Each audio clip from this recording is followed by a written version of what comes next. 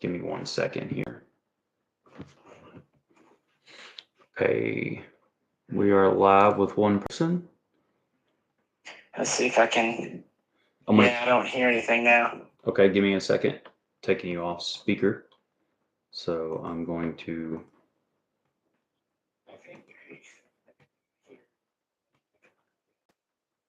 Okay, can you hold on? I'm going to share this link with you real quick. Let's see if it changed whenever I went live on this.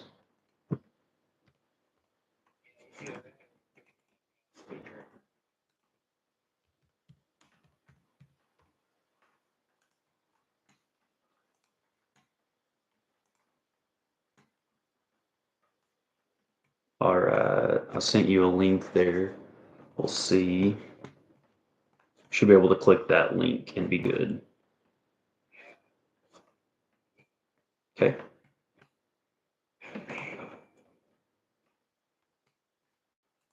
If not, I'm going to do a speakerphone here for everyone, and we'll fly by that.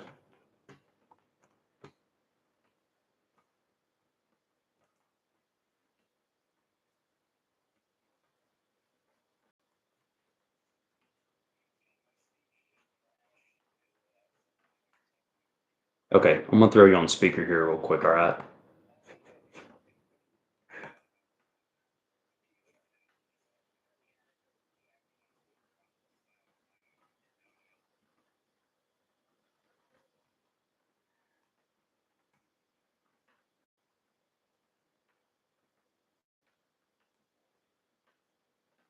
Try this one more thing with a share screen. And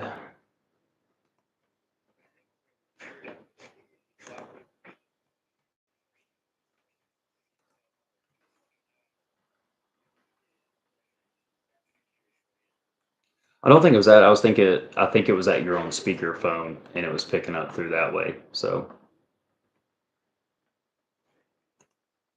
I say we just give it a speakerphone shot and then we can always come back to it here in a minute.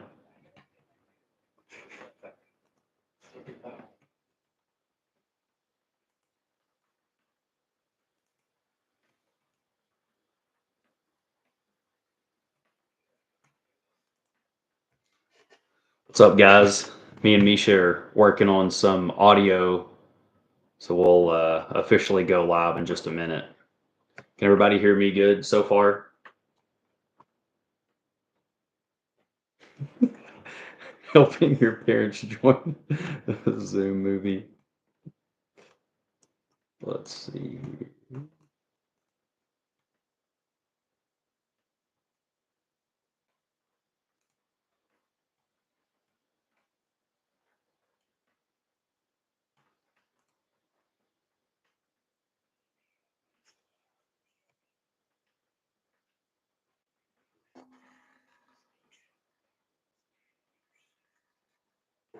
Once you get it up.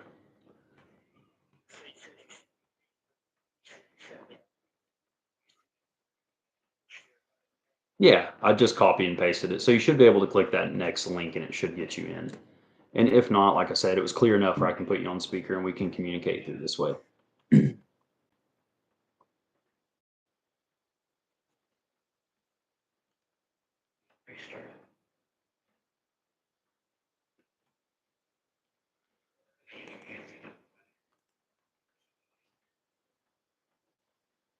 No problem.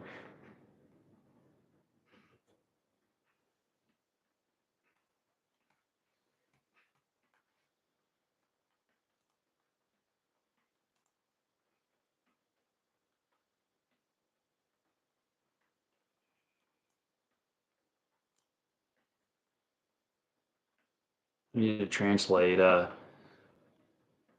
Tiger down here. Yeah, I'm gonna see if I can. I don't know what they're saying.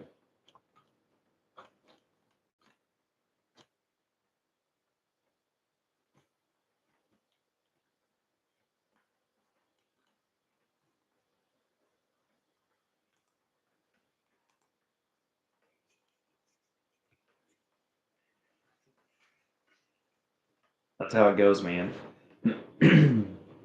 It's okay. Everyone's patiently waiting. Maybe we can.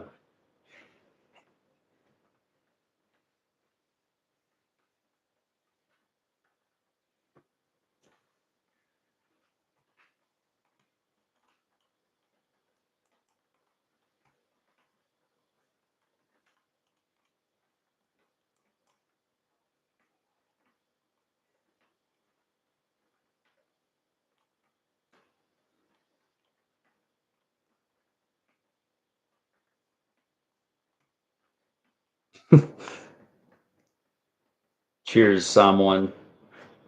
Drinking another beer. I think that's what Misha needs to do right now. He's having to restart his computer. So we'll officially go live probably 7:50, even though we're live, but maybe 8. See how long this takes. Get everything fired up here. We'll eventually have enough practice at this. We'll be really good.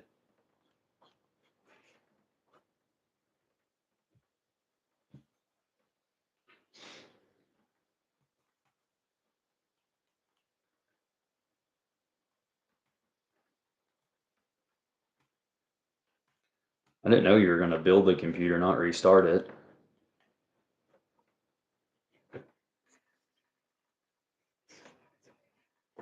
Maybe we could just, I think the speaker would work pretty good.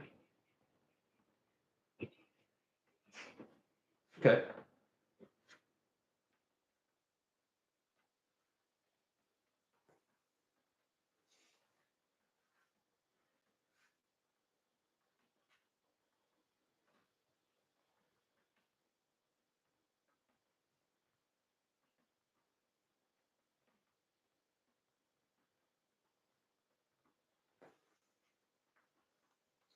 We may do a restart and just come back. Okay.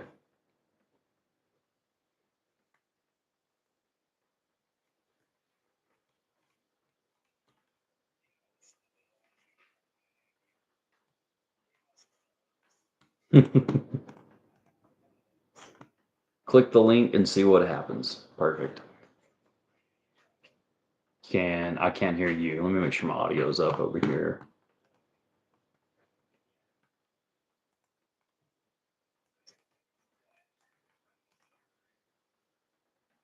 I think you're, yeah, because I think whenever I send you that link, you're basically just viewing it.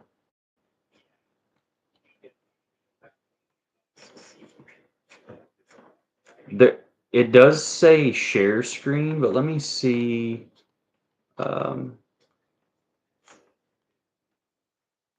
Let's see here. Hold on a second. Yeah. Type something and I'll try to invite you in.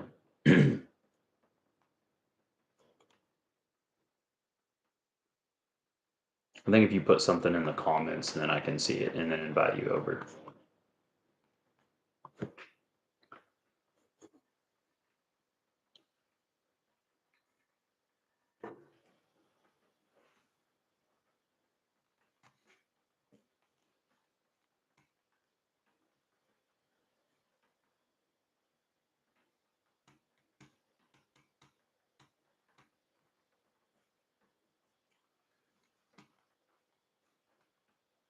What's up, Charlie? We're going through a couple test runs here. We'll probably go officially live at 8. Started a little early to work out some kinks. What are you typing? A paragraph down there?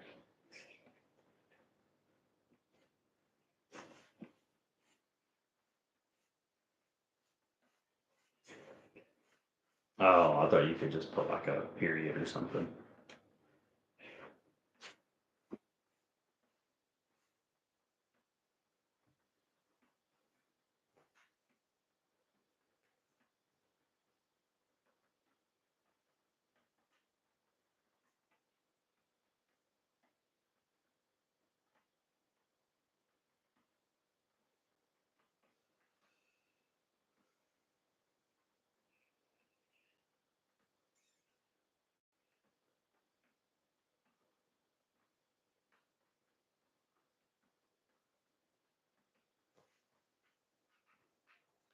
While you're doing that, I'm going to try sharing this screen with you and see what happens here.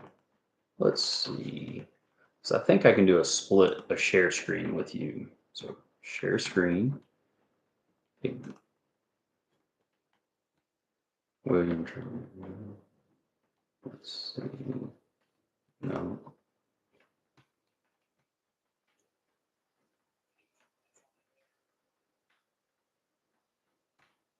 I'm not seeing your comment yet. No.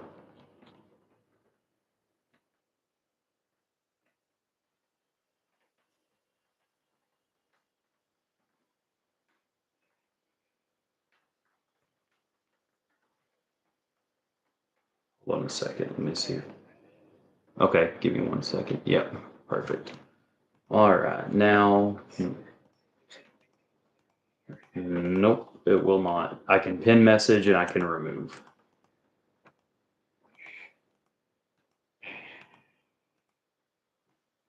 Let me try something else. Participants. Let's just do the speakerphone thing now for just a second.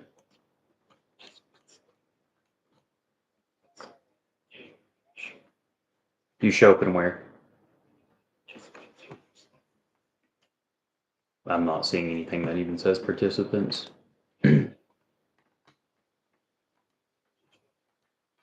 Oh, whenever I click on you, I can pin message or remove when I click on your comment. It just gives a participants. Let's see, Misha. Yeah, it just shows who's in the comments. No.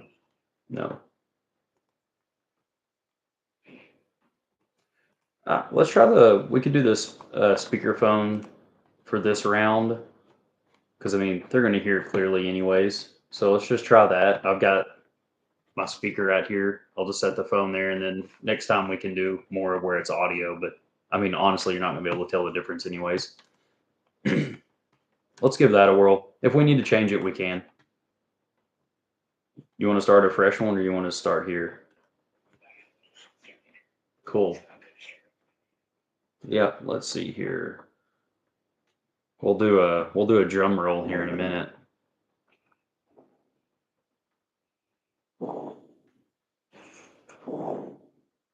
You're breathing directly into the phone. Of course I am. All right, folks, all 12 of you who have patiently waited for this perfect moment in time. Hello, all, and welcome. This would somewhat be what the first live stream, maybe second. Say hello, Misha. Hey, I think you should probably move the phone closer because I'm quite a bit quieter than you are. Okay. Yeah, you're louder. I'm quieter. What about now? You're being picked up by the that's quite a bit louder. Yeah. Okay. Let me see what I got here. Yeah.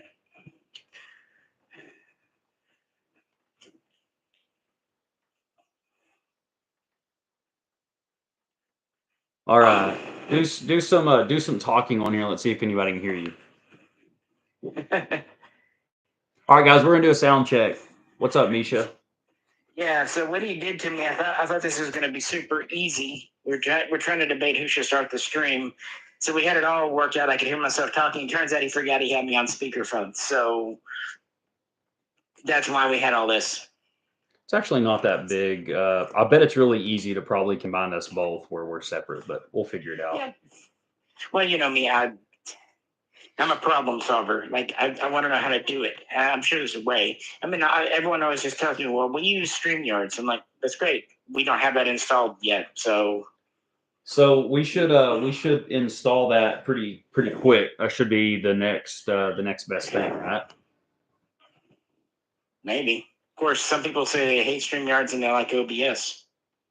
See, Yeah, well, there's about half a dozen programs, but there should be a way just to do it on YouTube.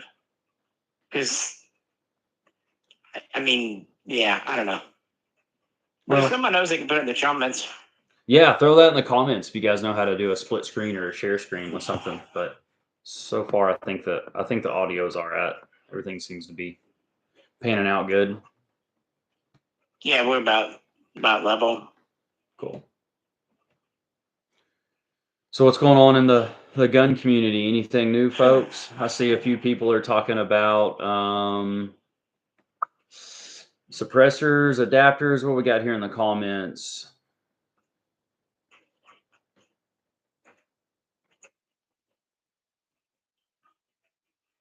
For those who care, yesterday was national or nationwide injunction on the brace rule, and today the framer receiver rule was vacated. Glock 49 came out today. How's that working out for everybody? Yay, another Glock. Hey, man, it may tickle somebody's fancy. So the Glock 49 is the what is that? The full size. It's like the 17 and 19. No, it's a San Francisco Glock. Ah, okay. So it basically it's stripped down naked Rolling around in some rice. with like rainbow stripes. Hey, Rice-A-Roni isn't half bad. No, Rice-A-Roni is pretty damn good.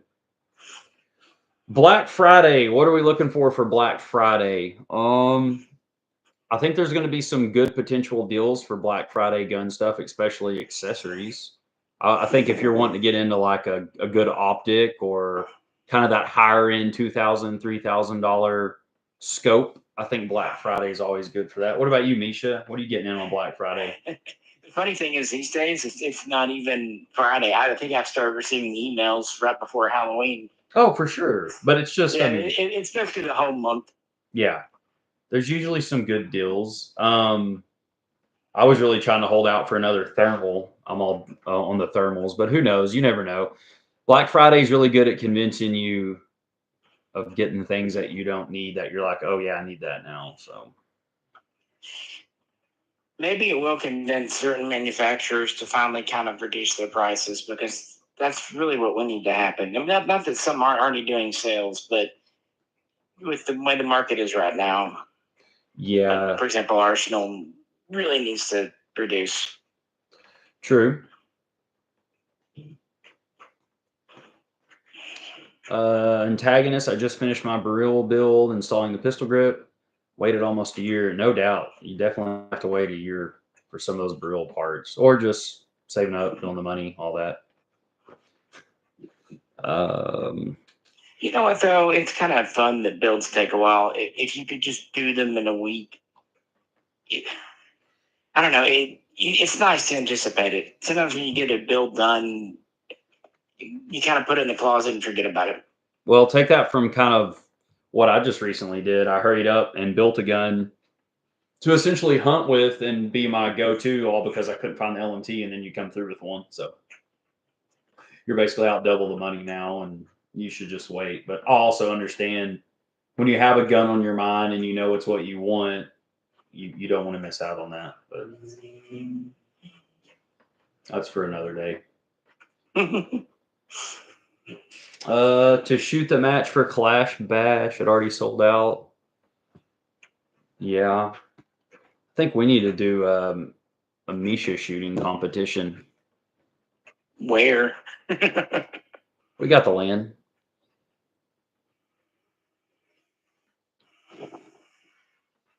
Kind of, we're talking about the price of ammo right now. Yeah, it's not happening. I'll do a lot of 22 shooting right now.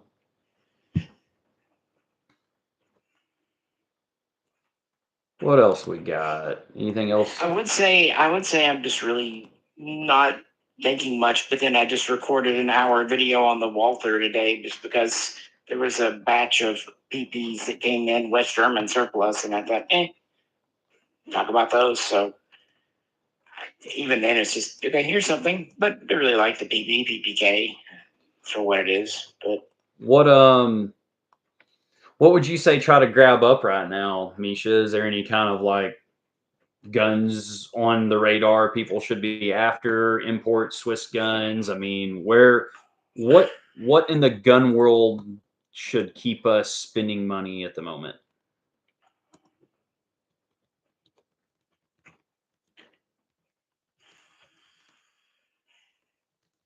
I'm thinking. Take your time. It's hard because I don't know. I really don't. Yeah. And that's been the crux of it. I mean, if you want a Swiss 550, there's still some around, but when those are gone, they'll be gone for at least the next batch comes in, which will be Mm-hmm. a few years. But if someone's already got that, there's nothing super new coming out. There's another batch of 751s coming supposedly at the end of the year, which in Swiss terms usually means January or February, but I haven't really heard anything. And Yeah. Have you heard any feedback or any of your connections heard or talked about the new SIG 308? You know, it was the new military gun. It's kind of in the AR-10 platform. help me Um, out here. I'll tell you in a second. For some reason, my brain just. Are you talking about the 6.8, the M7? Yeah, but it's for the civilian market. God, Yeah. I don't know. I don't know why I just went blank on it, man. They are The Spear, ridiculously expensive. yeah, they are MX Spear. ridiculously expensive.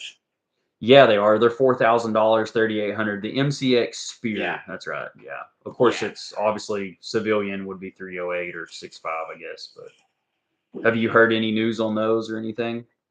I mean, they exist. They've been around for a while, but they're just so expensive. And what they're doing, the dealers, they're making you buy other guns with them. So if you call them and say, I want one, they're okay, yeah, we'll sell you one if you take these other 3 guns that you don't really want. So just kind of not worth it. I do know that Tim told me some months ago that they're quite different from the military gun, like feature wise and all that. So, man, $4,000 for a US made SIG that just came out. Exactly. I think I'd rather get an HK MR762. No doubt, man. What's a good price to sell a 74 Bake Malott for mag? Let's say $100, but 30 rounds or 45? I'd imagine 30. But what round count is that, Charlie boy?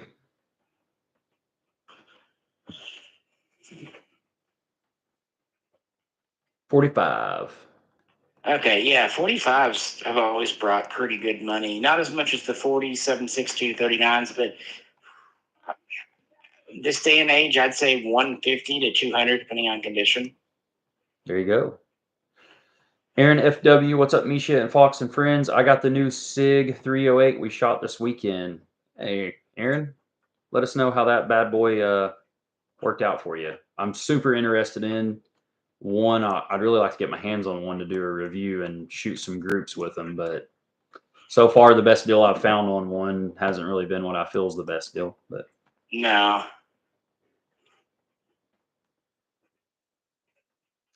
Someone just asked, Indy Flatlander, would Misha or you just ever consider going on the Unsubscribe podcast? I'm not familiar with I don't know what that is. Yeah, definitely educate us. Clue me in. Yeah, I'm all about podcasts. I spend enough time listening to them. But Eamon O'Leary, 3 pints in, howdy from Seattle. Shout out to my chili man. I told him about that. I did a thing on Sunday night and told him you loved the chili. Dude, the chili was the best, man. It was so good it inspired me and the fam to make chili dogs the next day. It was awesome. All right. The best part of that is you just used the word fam. Yeah. That's 3 pints in. We need to get Misha to go on Killer Podcast with Kyle from FPS Russia. Yeah, no joke. Kyle was awesome, man. Kyle was actually the first. My little brother showed me the FPS Russian channel when I was little. I don't remember. I guess we were the YouTube generation, and I just remember like 15 years later, I find out he's not Russian, and everybody's like, You didn't pick up on that joke. You didn't know he was Russian. I was like, dude, I'm an idiot. The funny thing is, everyone thought Rob Ski in the very beginning was playing it being Polish. Yeah, because it was in that perfect time frame of when FPS got popular. Somebody just asked, any advice for a new gun tuber? Don't quit your day job.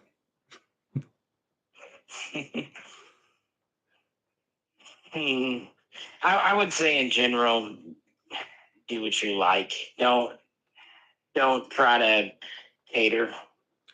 Be who you are. Don't fake it. Don't say, I don't know. People will tell you what's right and wrong, and you take a little of that with a grain of salt and enjoy it. This was the best advice I had it put to me.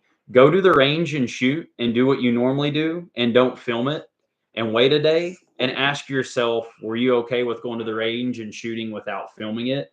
And if your answer was, damn, I should have taken the GoPro, then there you go. You should probably do gun reviews or shoot or whatever it is you want to do. Although one practical tip, YouTube really, really hates magazines being, shot out and inserted. They really don't like mags in and out now. So if you have one of those, make sure to clip it out of your video. Yep, don't do a lot of mag exchanges. Also, don't talk about how many rounds you keep in those mags. Don't announce it. Aaron, back on the SIG, he said, I like it a lot. It's my first 308. It's real smooth, worth the money. Probably not better than 100K for a truck. Probably not bad. Well, and I think that is kind of a problem. I already have a 308 SIG from Switzerland. Then I've got the LMT, and then I have really see what it does. Yeah, what's it do different? And that's a bad argument. It really is, because everything's unique and special. But I'm a military collector. If that were what the military was going to now, correct, it would pique me more. But it's catch-22. I'd want it in 6.8, but then again, you can't get the ammo right now. So what I want is the most impractical thing ever. It's just a gun that, like, even from on my end of wanting to collect and own firearms, like, what would I practically use it for? Its parts, its reliability. I mean, how's it run suppressed? What groups does I have yet to see any video on 100-yard groups? Is it sub MOA? How does it run when the barrel's hot? I just think it'd be a good gun to spend like 5,000 rounds with. And I've seen a few YouTube videos where it's just, a couple hundred rounds and they're hitting trash with it. But dude, I'll tell you one thing, the gun looks and feels really good. I had one in my hands about a week ago, and local gun shop had one. Was that up at Van Buren, that place? Yeah, Gun City. Shout out to Gun City. I was kind of wondering if you were still heading up there. You had mentioned them in a couple. They're great, man. I speak to my boy Travis and Nick about every day. I just we'll stop in, take the GoPro in. I kind of wanted that flamethrower thing they had. I know. I could tell. I could see you kind of fondling on that, and I was like, yeah, that might be a good Christmas gift. I couldn't justify it. However, I don't know, man. 12-year-old me would have jizzed for that. Yeah. I think you kind of were there in the store. All right. And 12-year-old Landy would have burned his house down. So anyway, we did enough damage with that potato gun. Oh, the potato guns are the best. Actually, let's do a Willard. We're gonna have a sipple tonight here. Oh. Hey guys, if you don't mind, could someone try to do even like a $1 super chat to see if it'll work? Because I did it this weekend hosting myself, but Fox started this host, so I'm curious if it works when Fox starts the stream. We're working it out. We're slow but steady learners. It's trying, folks. It's trying. Yeah, can somebody try a super chat or even just $1? $1. Who's going to send the first ever dollar on the legit first? To be fair, a couple of guys did super chat Saturday morning at 6 a.m. Well, hey, now they get to do one on Thursday evening at 8 p.m. It was funny because I had to go to the microphone on board my laptop. Oh, and they thought it was raining. Oh, cool. Yeah, definitely. Our chili man cheers, my friend. He's a few pints in, so we're basically gonna treat him like a stripper. You're gonna marry him in Vegas? That only happened once, okay, man, and we don't need to talk about it on a live stream. That's for Patreons only. Times are tough. Too late. Yeah, they are. Matt, send some more. Times are tough. He says while drinking how much dollar bottle of bourbon? Scotch, whatever. Someone in the comments, give us a number on what this would sell for. There you go. That's a good way to tell Misha. Does anybody know anything about Weller 12? Misha likes some bourbon. He's recently kind of gotten on a little bourbon taste. Yeah, it just occurred to me when we're separated by a couple hours, the bourbon's not there. Yep. We'll have to send you home with some. That way we can be on the same page. Pre-poured glasses with a little like sippy cup lid on top. You can't spill it. Aaron's back with the SIG. He goes, only shot about 80 rounds of Lake City since its first time shooting. It meant to shine suppress, but everyone says their guns are superior. Well, a lot of people do say their guns are superior, and I will say the same about a few of mine. However, I have the round count to justify that and the kill count with wildlife and creatures. 250-ish. There you go. Yeah, you're pretty well right on it there, old Snow. But yeah, anyways, I would still really like to shoot one. I think they're cool. They look good. Oh, I'd like to shoot anything, but yes, and it's paying at current prices. That's exactly right. It's paying the current prices. Someone asked about Clutch earlier, the band. It was Rubino. I don't remember what your question was. I meant to get back to you, but if Rubino is still on here, you can ask your question. I think it was one of the first ones, but SIG does some proprietary crap for their muzzle devices that I don't like, which they probably did on this gun also. I don't know. I have the SIG DH3. If you hadn't watched the review on it, it was one of my early reviews. It had a standard 1/2x28 flash hider. Of course, it was the 3 the comp, whatever they call that, puts all the I don't know, the noise over your shoulders. It'll blow you away even with ear pro on. I didn't really care for it, but I remember when they did the SIG 551A ones. They put the flash hider on with the freaking black Loctite. You had to heat it up so much it was practically glowing. Oh wow! Yeah, I don't know what the reason behind that is. I get a little Loctite, but the high end one, maybe they didn't want kids taking their putting suppressors on.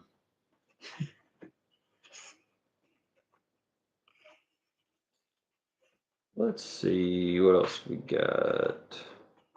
Yeah, so not a whole lot new in the gun world. Can someone on here tell me about the Stribogs? I've been on the Swiss Stribogs. If anybody has one or owns one in the I don't think they're not Swiss, are they? No, they're not. They are not from the Dutch land. They are Swiss. They're Swiss, aren't they? You just said Swiss. Oh. You were pre-drinking, weren't you? They are Grand Power LTD Stribogs. Where are those little boogers made at? My dad or somebody's watching me about to strangle because I know somebody knows in the comments. Anyways, if anybody has a Stribog. They were from Slovakia, I believe. Yeah, Slovakia. That's where they are. They had a recall of it a little while ago, and that kind of put a deadening on them. And they're just they're not a company that has a well-established name, not like CZ, FN, any of those. Mm-hmm. And they're competing in a market where those all have PCCs. Gotcha. They're just. I think that's what we're seeing now. Is it's just there's so much noise, so much stuff. Well, yeah, and I'm intrigued by it all, but it's kind of like, hey, if my Scorpion or MP5 does the trick, why go out and get one of these? But also at the same time, it's like it intrigues me because they look cool. But proprietary mags and that whole deal. I think what's in my mind is we still need to wrap up other stuff like the M77, the SAM 5, and before we're getting into new stuff, wrap up what's existing. Because anytime we have something open like that, it's always somewhere in the back of my mind. It may be far back there at a dusty cabinet. Yeah, no doubt. I never quite forget things until I feel like they're completed. Like that, doing the Firearms video made me feel good just because we did it. It was a promise made and promise kept. Yeah, no, I'm totally all about finishing those up. I actually think about it all the time, and the M77 is one I can't wait to. Yeah, that's one that's more on you than me because all I can say about the M77, yeah, it shoots nice, but you can tell them about accuracy and practicality in that sense. We'll shoot groups with it and reach it out. Be great. There he is, Rubino Clutch. Ain't that common? How did you get into Clutch? I think like in 2007, I had a friend that 2006.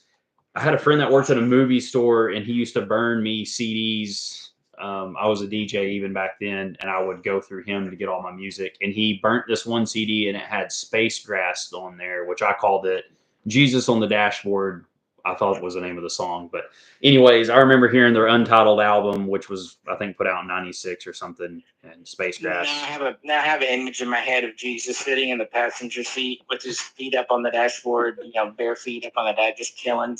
I think if you listen to the song, I think the image that kind of comes to mind. But I remember when I heard that song, I was like, what band is this? And of course, Clutch. But yeah, that's how I got into Clutch. And yeah, they're on rotation with Sunrise on Slaughter Beach, even some of their newer stuff I don't mind. But Elephant Riders was kind of my first real album I had of them. But it would be a great crossover. What's that? Cheech and Chong and Jesus. That's not a bad one. They're kind of cut. They're probably cut from the same cloth.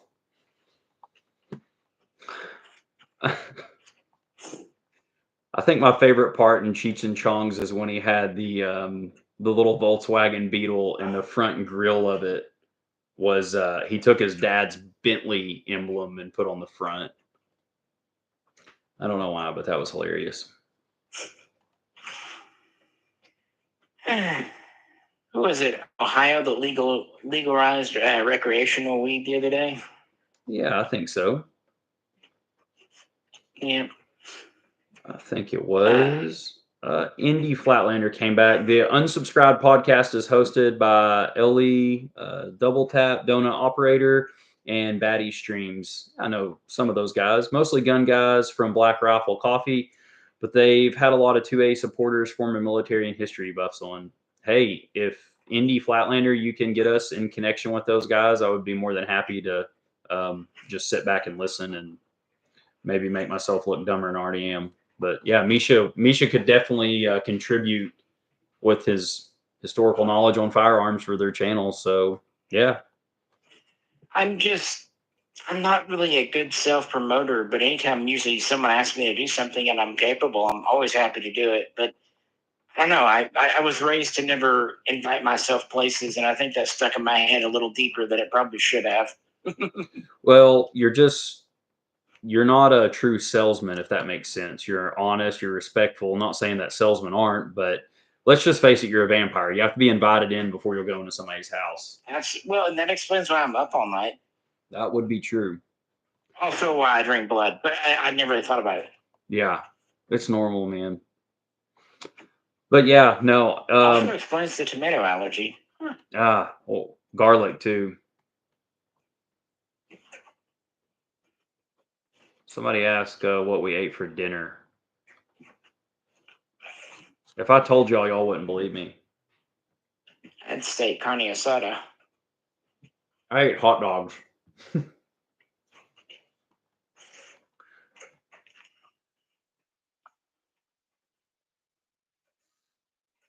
Chicken fajitas tonight. Oh. There you go. Put some chili on that. Yeah, I'm thinking Cheese Whiz. Cheese Whiz. Just put a melted block of Velveeta on top. Put it in like the center of a big glass plate, and that way only Yeah. the edges melt in the microwave. Yeah. Holy shit. So are all live streams this just all off the cuff? I don't watch live streams. Yeah, I could tell him when he was worrying about getting started a little slowly. This is how most live streams start. Even with people that have been doing, there's always just things. Either someone's internet's squirrely, or something gets dropped, or YouTube decides to cancel the stream for some reason. There's always things. Oh yeah. Someone takes their pants off and gets the stream banned. Things happen. Let's see. Detective John Kimball, he asked, is Misha familiar with the MO7As imported by Zastava? I know I'm not.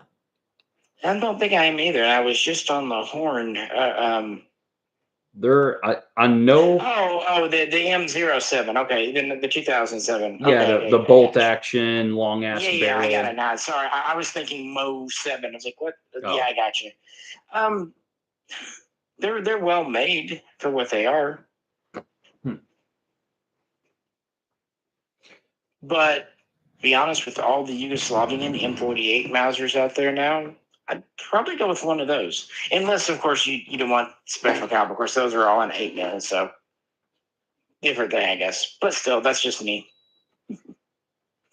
There you go. What I find kind of sad is that there don't seem to be a lot of the Zastava pistols being imported right now, like their Tokarevs or their CZ99/EZ99s. Those are actually pretty good guns for the money. I really like Zastava. I mean, so far everything I've gotten of them has been really nice. Yeah. It was kind of my first kind of stamped entry level AK-47 sub 1,000 or $800. They, along with Pioneer, have really reduced Century in the market.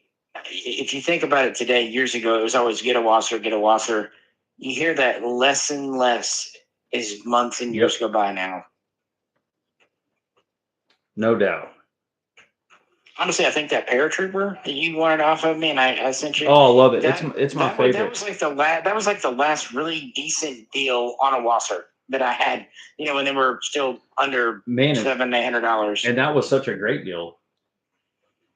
I shoot that gun a lot. That's actually my most shot AK now, just because it's like a crossover between a retro gun and a new gun. It just looks cool. Indy Flatlander asks, what's your favorite whiskey? You seem to have a good selection. I spoke about that on the last live stream, but I like the E.H. Taylor small batch and really anything George Dickel. And I was about to mention Dickel. Yep. Me and Misha both like Dickel. I don't know if you see, but up here in the corner, there's a 17-year that's really good. Of course, Pappy. Fox. What? No, I do not see. Well, with your imagination. Yeah. Now you put the Imagination Land song in my head from South Park. There you go.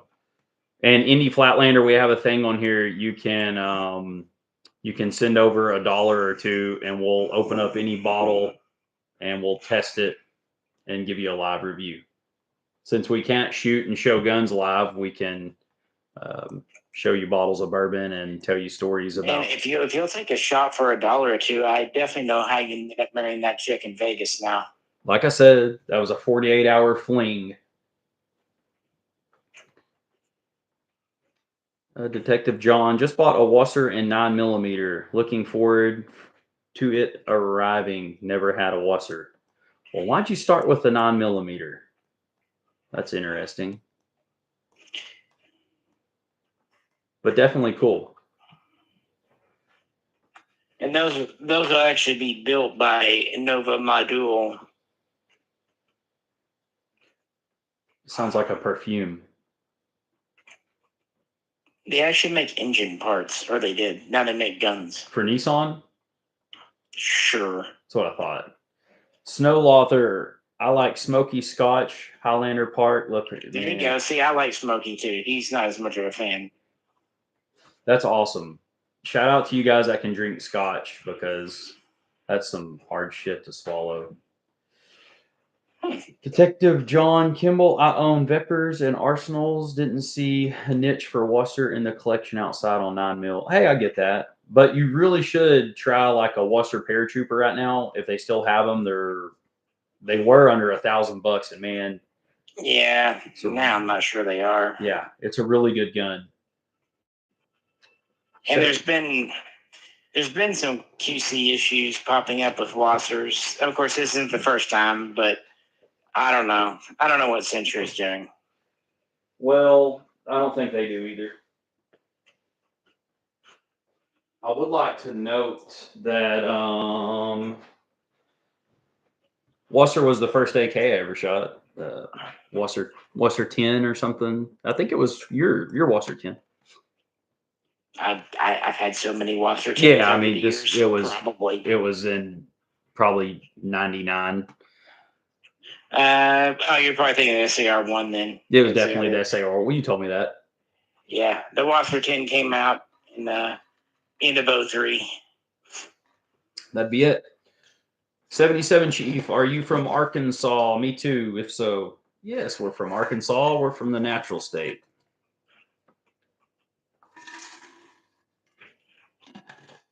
Shout out to Arkansas. I have an older Romanian Draco AK pistol and looked at the trigger and it's Tapco.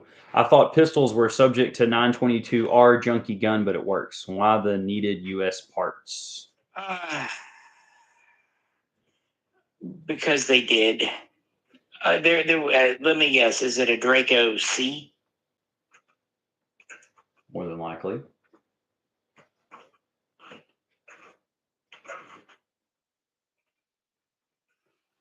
Came across a comment the other day, and the post was saying Century had a problem with leaving single stack bolts and components in the M70s during the conversions. Any truth to that?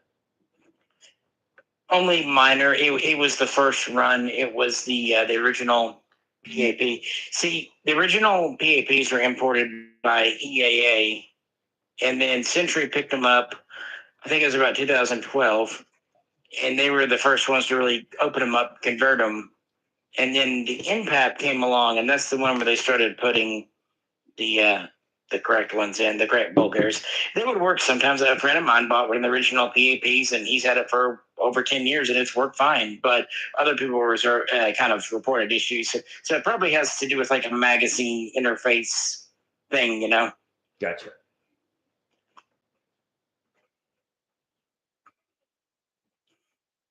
So that was one of the improvements with the NPAP when it came out. The impact. Yep, 2013. 10 years old this year. Well, let's see here. Man, the Zastava M07. Man, those are just weird guns. Kind of remind me of what what's the name of the company? They remade the Mac 11. I'll think of them here in a minute. They kind of did like this precision bolt action gun here a while back. Original Mac 11 would have been Ingram's. No, not the Ingrams. This kind of new company did Mac 11. Oh yeah, there's been so many. There was Masterpiece. Did some, Masterpiece, yeah. There's been a lot of companies do that design. I have one, and I noticed Masterpiece makes like some precision looking kind of guns that look like that. There's a Zastava there. Tika makes a good bolt action for what they're worth. Yeah, Tika. I know a lot of guys that still deer hunt and stuff with Tika. Speaking of that, our Are there any hunters in here? Deer season starts this weekend. Official modern. I bow hunted this morning. It was wet, cold, rainy.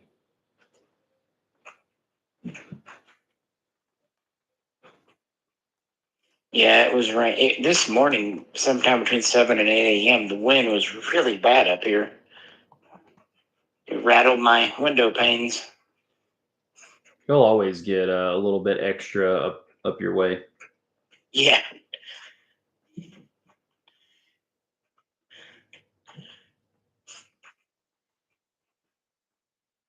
But yeah, and it just rained all day and the temperature dropped. Yesterday it was ridiculously hot, and now it's basically freezing tonight. So we've dropped about 40 degrees.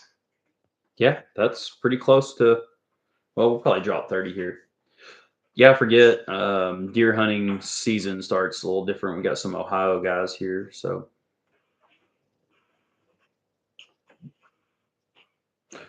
I try to go bow hunt as much as possible, but I let two walk today, and that was extremely hard to do. But I done it because there's a nice 10-point hanging around, and he's now not nocturnal. Just being there at the right time.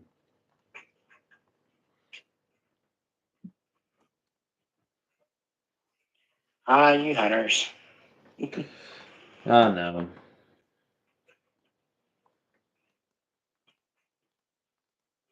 So what else? I need a good gun story here. I wish I had my hands free. Yeah, we're definitely going to work this mic thing out for next time because I have to keep one hand on the phone and actually going, I want to do things. Can you not speakerphone it? I don't know that speakerphone to speakerphone would sound terribly good. No, that's Yeah. I don't know. Probably because I can already hear me. I have some echo to me. I think it would double up the echo. Probably wouldn't sound great. You should just talk in third person. That'll take care of it. There we go. Because people like that so much. Dude, people do get up in arms about the whole third person deal. It cracks me up.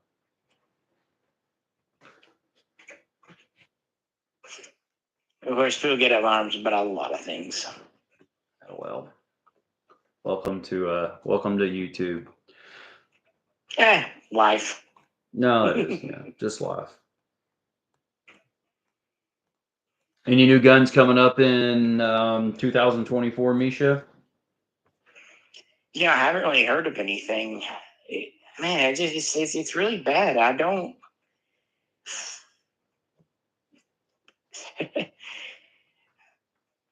I have heard from a couple of companies that are sending a couple of things, but I don't know if I'm supposed to talk about it yet. But it's neat. I told you about that one. Correct. But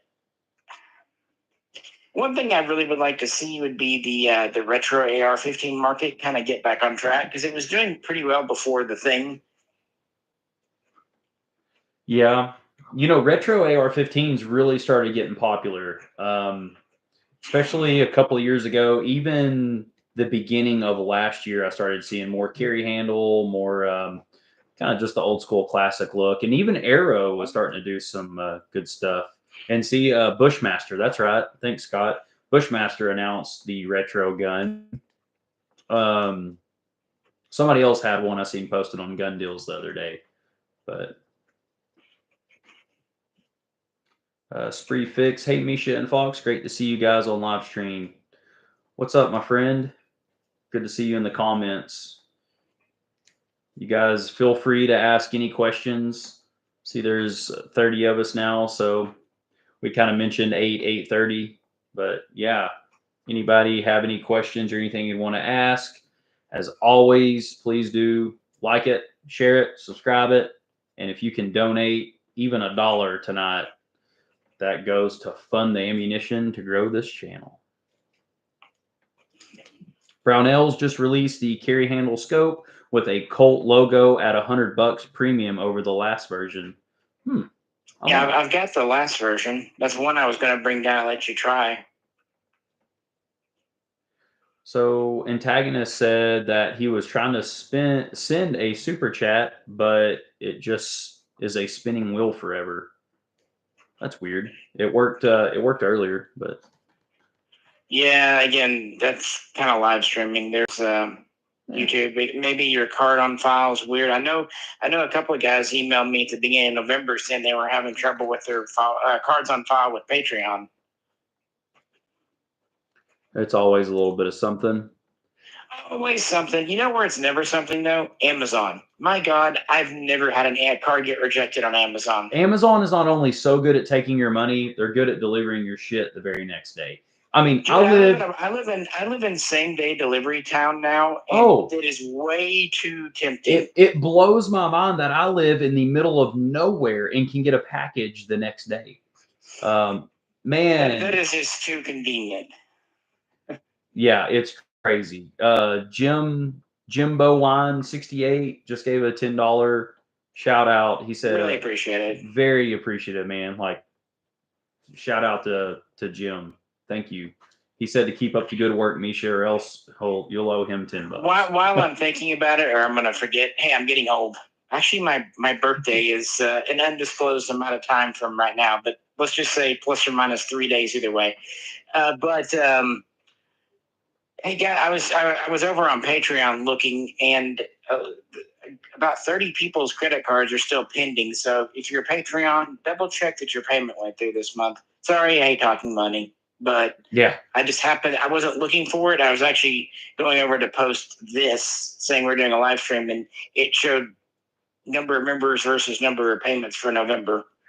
So gotcha. Probably a few cards need updating. Awesome. If you can't, that's cool too. I get it. If you can't tell, I'm not exactly in a buying mood either. Just it's that time of the year, and also Rupin RX just sent $10. Man, that's freaking awesome. Thank you, Rupin. You're awesome. I still want to know those crazy people that sent me a super chat at 6 a.m. on Saturday. People like you and me that don't sleep. Well, it actually put me in a much better mood because my computer, it was such a pain in the ass. I had to uninstall my speech, reinstall it that night, and then I was going to go on that day ride. And I know if I hadn't fixed it before that, it would have just ate at me all day. So honestly, that working plus people supporting, it's made my whole Saturday a lot better. Heck yeah. Hey, and by the way, Rupin, who sent the $9.99, he asked, let's see, nowhere a good place to find inert RPG-7 rockets. Thank you. Oh, rockets. I might have one or two extras. I gave you one with yours. I've got I one. might have an extra. Rupin, are you wanting a bunch or just one or two? Right there. Rupin, how many do you want?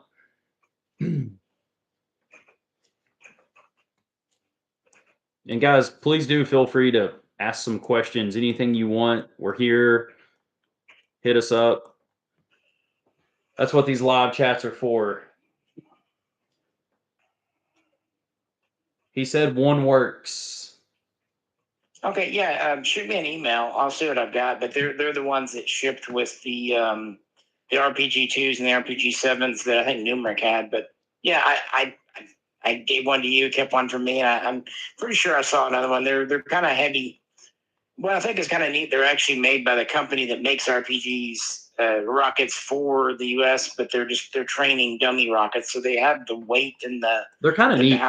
They're almost like a polymer rubber plastic. Yeah, you're not going to mistake them for real, but they have the weight. They're basically 2 pounds. Yep. Which is the purpose. So, Rupin, we'll get in touch with you. Email, send Misha an email over and see what we can find. And Spree Fix, what do you think of the IWI Caramel? So this was a big discussion on the first live stream we did, and really, you know what's great? I'm not near as dog tired as last time. Yeah, things could make sense. So how I feel about the IWI Caramel is I don't understand what the intent was of it, or really the purpose of the gun, other than just making a gun. If you're into like a distant shooter, or if for that matter, night vision stuff, it doesn't really give any features that we already don't have in the market today. So I know they just had a recall on them last week. I didn't dig too deep in it. One of my kind of gun buffs was telling me about it. I kind of tuned it out. I should have listened, but I really don't understand the point in the Carmel. And I love IWI. My Galils are some of my favorite guns. Oh yeah, I ended up keeping 2 Tavors, different types, and then 2 Aces, different types. Then I've got a Jericho. I had 2 Jerichos, but Jay talked me out of one a couple of years ago. So Yeah, IWI has made some solid, reliable products. And the one that I always thought was a sleeper that they did, the Uzi Pro. hey, I've got the 22 Uzi, and I love it. I just sold one of those about a month ago. Man, they're so fun. I just love them. Yeah, They're I going love for my crazy Jericho. money now. They don't make them. I know. I picked mine up for free, 50 free. I saved a dude's life, and that's how he This how one he ended up paid going me. it went used for 600 That's awesome, dude. at auction. Yeah. Mine has a cool story. You know, you save someone, and that's how they pay you. And it's like, no, I don't want that. But hey, it made Is that part of the firefighter thing? Yeah. This dude was literally a long story, but yeah, I need to show you that one. That's a cool gun. We'll shoot it sometime. We'll have to shoot it. Someone was asking for a Tech 22 video in the Bond Arms video. By the way, if you want to see the most ridiculous video we've posted, and only 2 people have seen it so far, it seems like, but that Bond Arms Derringer video, it's very raw, very real, very us. Yeah, and also very tired. Y'all are in for a treat. Yeah, do watch that one. That's I don't know what that was. That was an attempt of we hadn't made a video in a while and we're exhausted. I'm tempted on the caramel, but have the CZ Bryn too, so I'm thinking I don't need one. But what does need have to do with it? So Sprefix. Speaking of those, the Bryns are awesome. I love the Bryn too. I shoot mine a lot. I actually have mine rigged out for my night vision right now. I would use your money and invest in something that like an optic, a scope. I mean, obviously, I'm not trying to talk you out of buying a gun, but maybe more ammo to shoot in your brand. 223 is expensive, but I just can't me personally can't justify the caramel. And this is coming from someone that likes IWI. Now, yeah, if you do buy it, you should send it and let us do a review on it because I'd also like to shoot one because it may change my mind. But the next 223 piston gun I'd want if they ever come in would be an FB Radom Grot. I would definitely jump on one of those. Yeah. I think I've kind of over the last few, maybe year or so, started more investing in things that I'm going to use a whole lot and those kind of deals. But yeah. Yeah, kind of me too. I'm in kind of a not really paring down, but looking through and just during the whole COVID thing, I picked up some guns that I always wanted and replaced some guns that I had to sell when I got married, like my SAM5, my FS2000, PS90. It was cool to get those back, but it's although there was the Hellion that came out of nowhere, and I really do enjoy the Hellion. The Hellion is a cool gun. I just don't enjoy it. I will give you that. It is cool. Antagonist just sent $10 and said this card works on OnlyFans. Not sure why YouTube doesn't like it, but well, look. Luckily, I'm not on camera, so fuck. Take it off. My OnlyFans link is posted below. No, dude, Antagonist, thank you so very much. You've been here. You've been an awesome supporter of me coming into the channel as well. So thanks for that, and thanks for always having Misha's back. You're an awesome awesome follower and cool to catch you in the comments. So thank you for that. Scott, I think for the most part, IWI's guns are overpriced, like the Galil Ace. I don't think originally they were, but what's overpriced now? Right. I don't know. I'm not. I see where he's coming from. I really do. But my Galil Ace. What is it today? You're right. I did pay, decent for them or whatever you would want to say for a gun, but man, they are also the most smoothest. There's something about them where I think it's okay to pay a little more, but like Misha said, what's overpriced? I mean, any AK, no matter what brand, you're going to be at $1,000, even if it's a $700 Palmetto AK. still going to have to put accessories on it. So at least with the IWI, yeah, you're paying some more, but do they come with flip up sights? I think one. No, the Gen 1s had sights. The Gen 2s don't. No, I have all Gen 2s, and I like them all. Surprising no one, I am solidly a Gen 1 fan.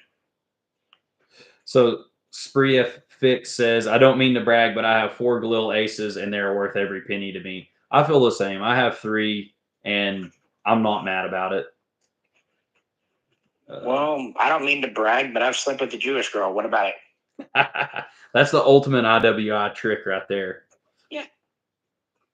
Indy Flatlander, what gun has been in your gun broker wish list the longest? I haven't bought a thing on Gunbroker in ages. Me neither. I have not bought the last firearm I bought off Gunbroker was in 2019, and it was the Smith & Wesson M&P 15 AR pistol. And I overpaid. Yeah, you did. Yep. But if you're asking what would be on my wish list, currently right now, a gun on my wish list would probably be like an LMT Mars 308, those kind of guns, because I use them. I'm an avid hunter. I coyote hunt, probably hunt 2 or 3 times a week, and those are guns that truly get used. So, I mean, if money was not an object, I would still like to get one of those FN M249Ss.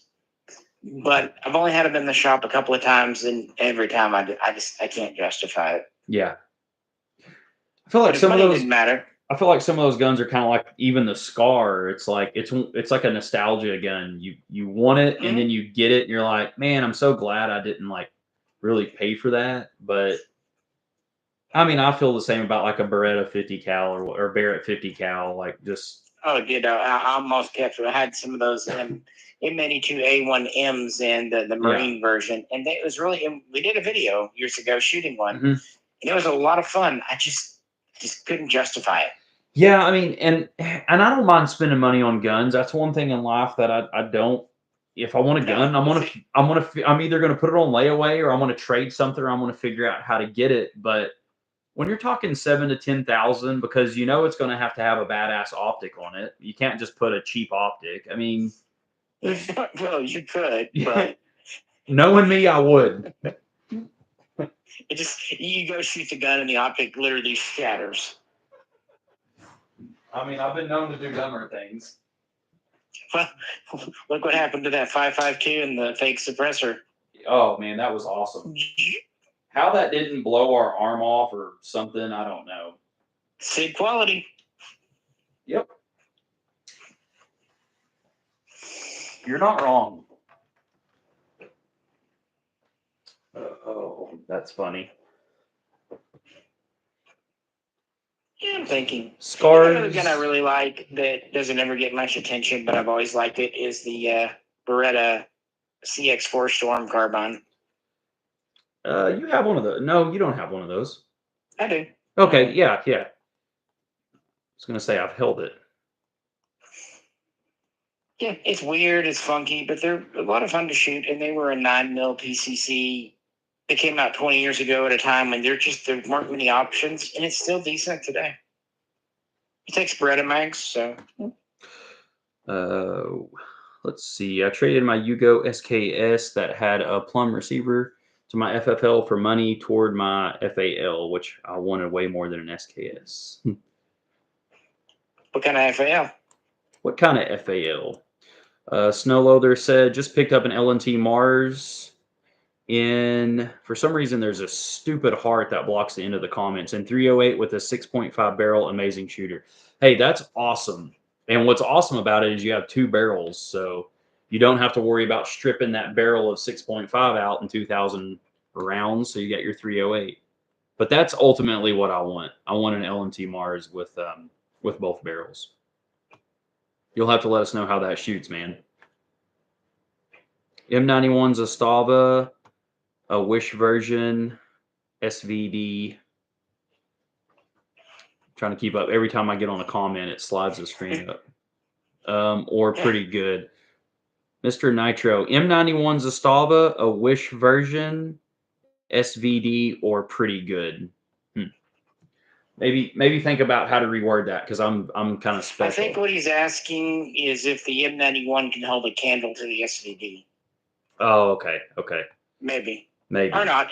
Sorry if I'm putting words in your mouth.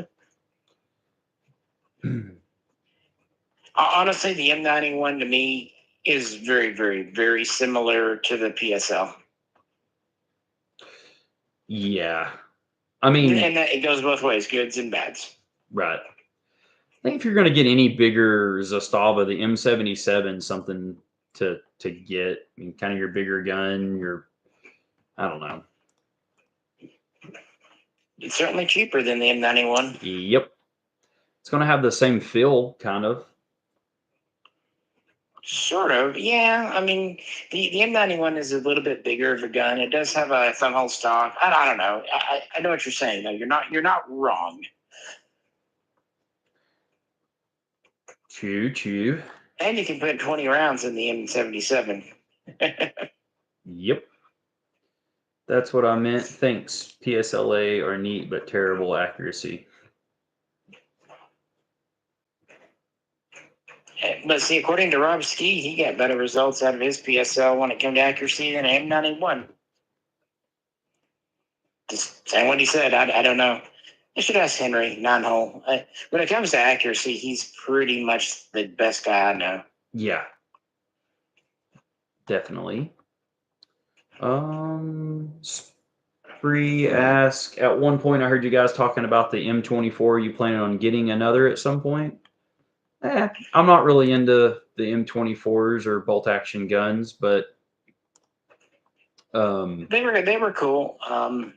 Jay kept one for a while, but when he kept it for a couple of years and had me sell it for him. I was getting them direct from Remington when they were still doing the rebuilds, and they came with the kit and everything, and they were a lot of fun. But then, like a lot of things else, they started being worth crazy money, 5, 6K, and at the end of the day, it's just a really neat 700.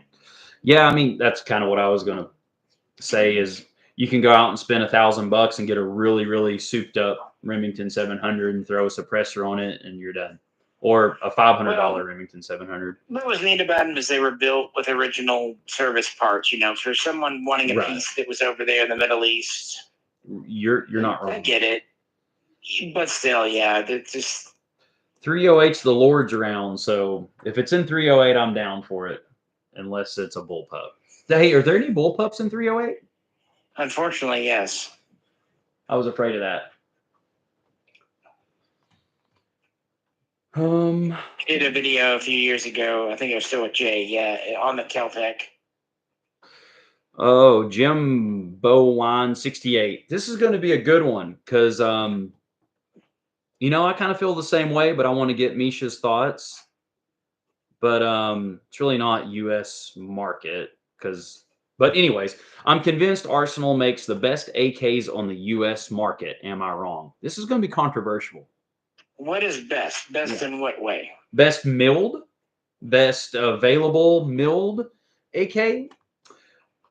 As far as the way they feel and perform, I do like my Arsenals, especially for like some tactical drills and stuff. They just seem to flow.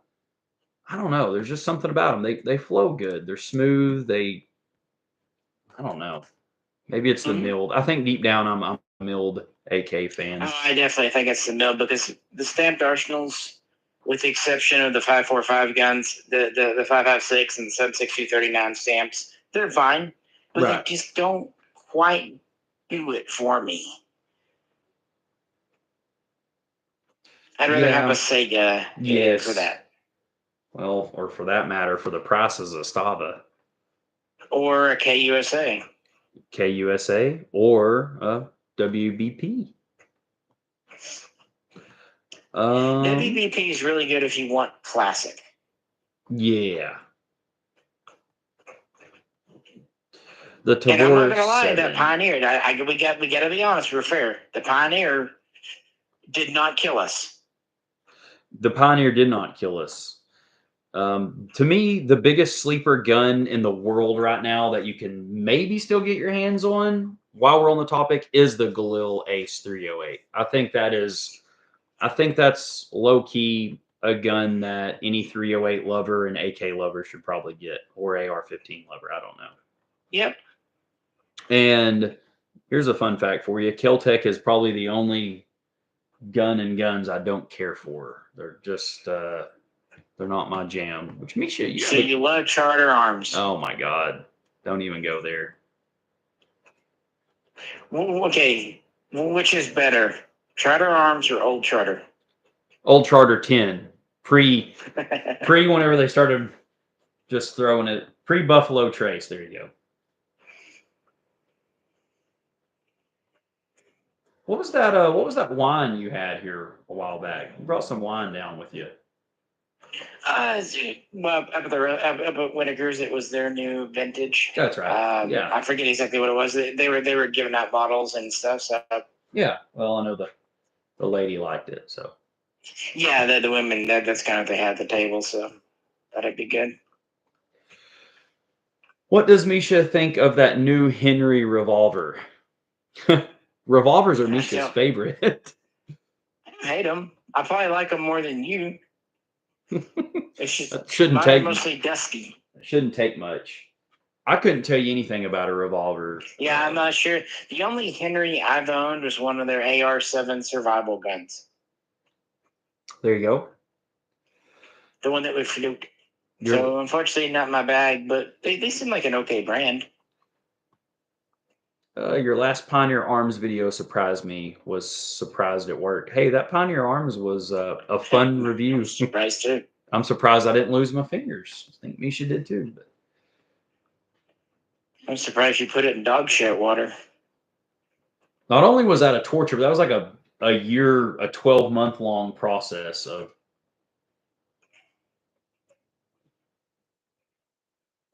What else? Yep, Galil Ace in 308 is so nice. I have the pistol and the rifle, both Gen 1s. They rock. How accurate are those Gen 1s in the pistol? I'd like to see like 100-yard grouping just for the hell of it. That's a lot of bang in a small barrel. What are those, 13 inches probably? I think they were 11. Okay, 11. The closest to that, I had one of the PTR, essentially G3Ks, which was the 12.5/13 inch, 9 HK 91, HK 51 gun. That was a lot of fun.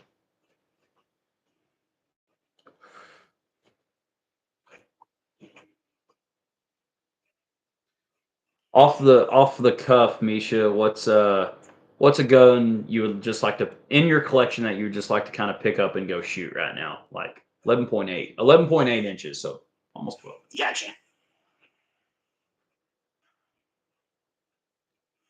I guess I gave you basically one full twist straight. Yeah. Guns that I'd like to shoot in the collection.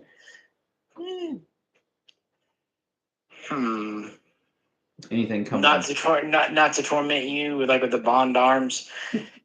Or a Milser. It's so much fun. You know what fun stands for?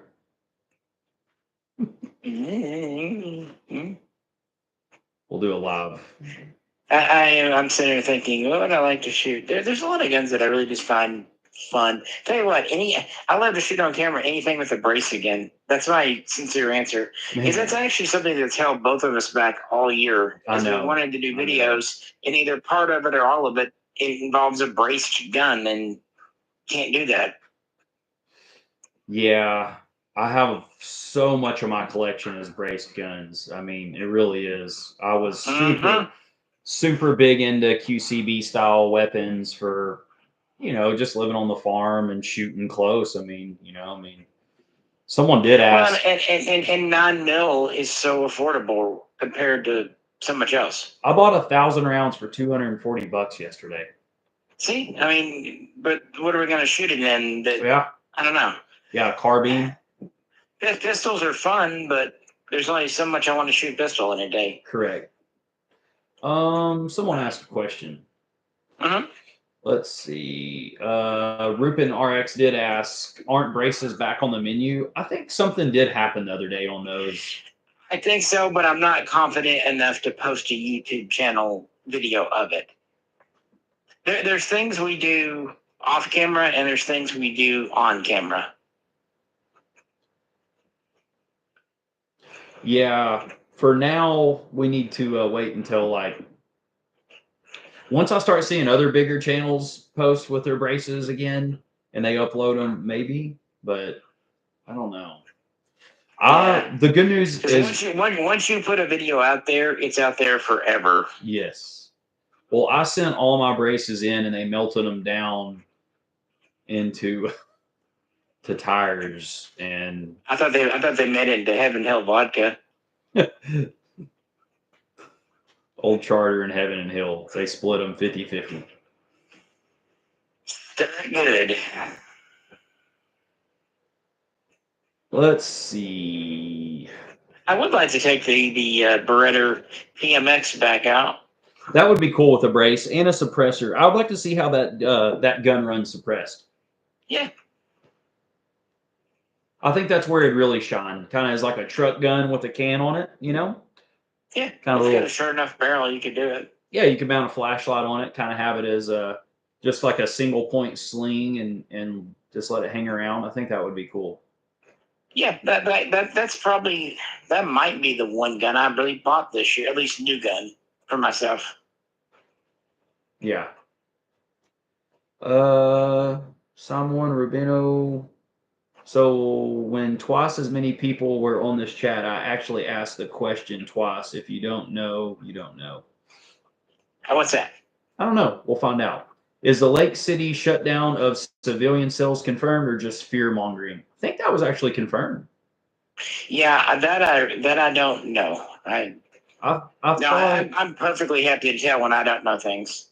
I could have swore like 2 weeks ago it was confirmed that a couple of manufacturers were shut down for civilian, but I'm gonna go back to snow loader. Just don't panic buy right now. I think we've all learned What's he say?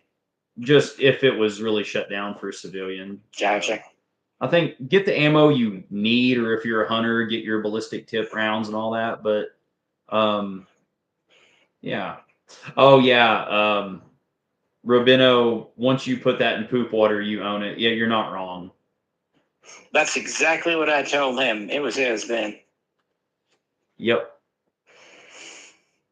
Luckily, I'm like Amazon. I got his card on file, and I cha-chinged it right then and there. Yeah, there was no turning that back. Oh, here's an interesting one I need to ask a question about. Rupin just said I'm going to be picking up a Scar 15P, hopefully tomorrow night. I have a thing for bullpups and short guns. I would like to know what drew you to the Scar 15, like out of all short guns. I kind of get it. Yeah. You know what I really like to see if HK did a pistol version of the MR556/416. I'd buy it. A 10-inch. I'd buy it. I'd be really down for that because you own the MR556. I don't own one. I thought they did a shorter version here a while back with like a 13 or 14-inch barrel or something, or shorter. Of course, they could have just chopped the barrel and bladed them. Hey, you cut out there for a second. I'm on. But we're back. Sorry, this streamed out for a second. Yeah. Someone asked, what's your favorite 9x18 Makarov pistol? My favorite Makarov. You love them all. Yeah, they're my favorite. I conceal and carry one every day now. In your prison purse. Dude, the prison purse is the only way to go.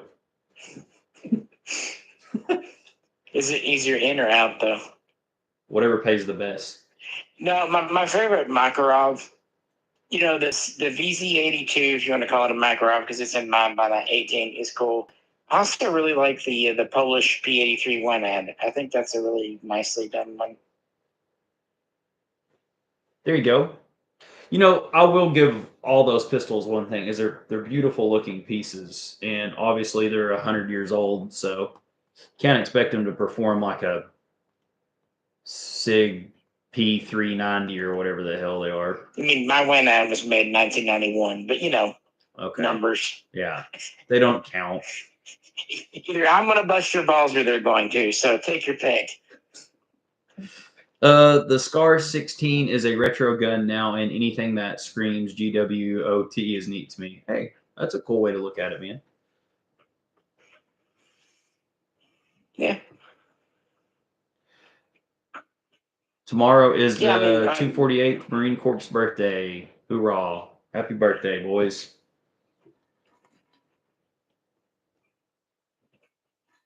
I have two Crinks, TG 36C, mini barrel Dracos, custom Dracos. Love short guns. Doesn't have to make sense. Honestly, it's kind of a panic buy because of getting turned out where I'm. Hey, I agree. I have a lot of doesn't make sense, and I have a lot of short guns. Kind of what we were just ranting on about is.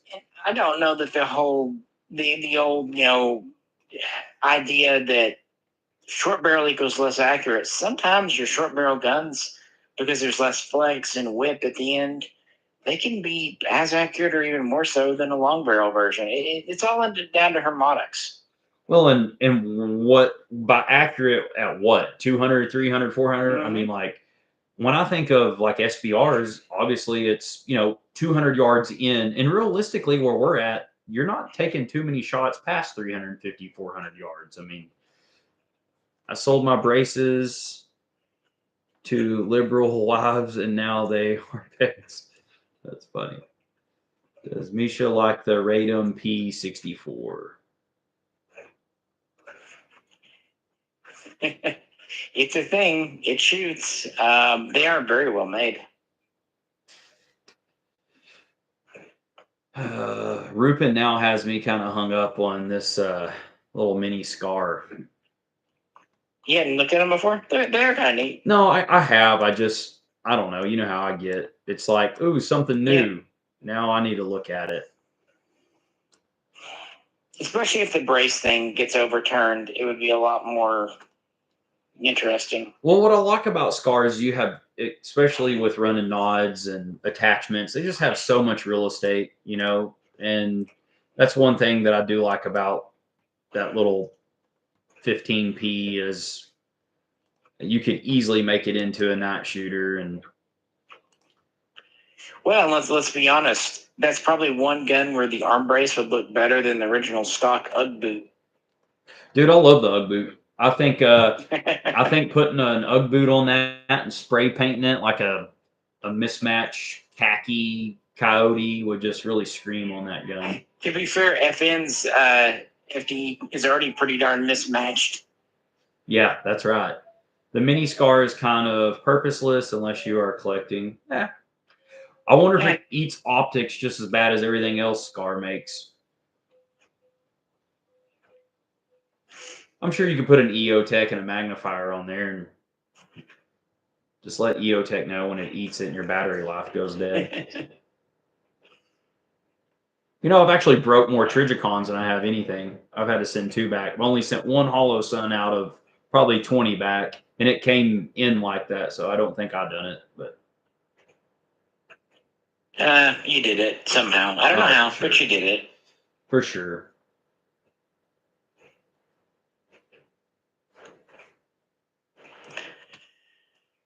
Yeah, I just I wouldn't actually mind the new revolver. Like a Taurus? Yeah, you know me, Tori. No, I guess Smith & Wesson Model 28 or a 686 again, something like that. That wouldn't be an L frame or an N frame.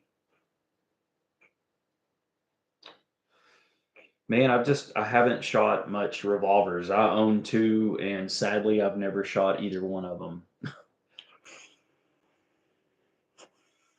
I kept one as a boot gun that I would kind of carry on. Just I don't know. I think I carried one into an amusement park one time. That's a thing. I mean, it was legal. Was it? Yeah. Oh, okay. Dude, anything's legal in Missouri. So when you say amusement park, what you really meant was Branson. Bingo, bango. Dude, you can buy guns at Silver City. You are correct. You can buy some really good knives too. That was the first place I ever smoked a Marlboro Red and found a switchblade.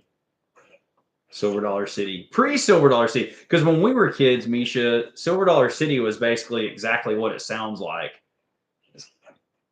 Yeah. I mean, Silver City's been around for 50, I mean, more than 50 years. It's been there a long time. Yeah. Scar 16 is also seeing service in the Ukraine now. Brin 2 and Brill 2. Yeah, no doubt. Everything's seeing service in Ukraine. Any gun you can get over to Ukraine right now. I've seen Remington pump shotguns in Ukraine videos. But yeah, you're right. I mean, that's one thing about the Scar is they seem to be pretty reliable. I know if I was over there, I would probably want anything AK related because I see a lot of those there. You probably want whatever gun shoots whatever ammo you can find over there. That's probably the big factor is can you find it?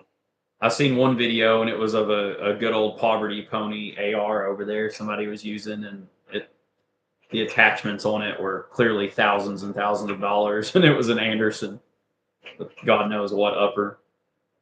Yeah. Hey man, it's all good.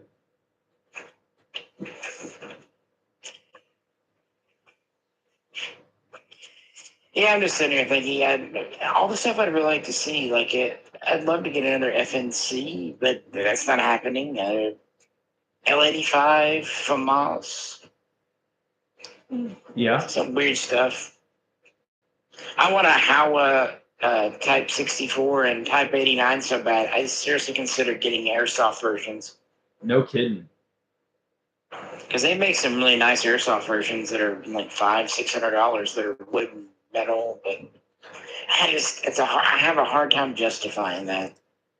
I'll agree.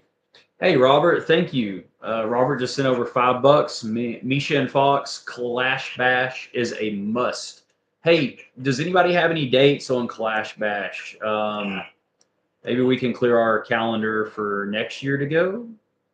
And thank you very much, Robert. It's freaking awesome. Robert's been a day one guy too. Shout out to Robert. Been great, man. Thank you all very much for the live streams and sticking with us and really just engaging in these comments because that's what we're here for. But thank you again, Robert. Does anybody have any dates on those? Has Clayco posted anything or?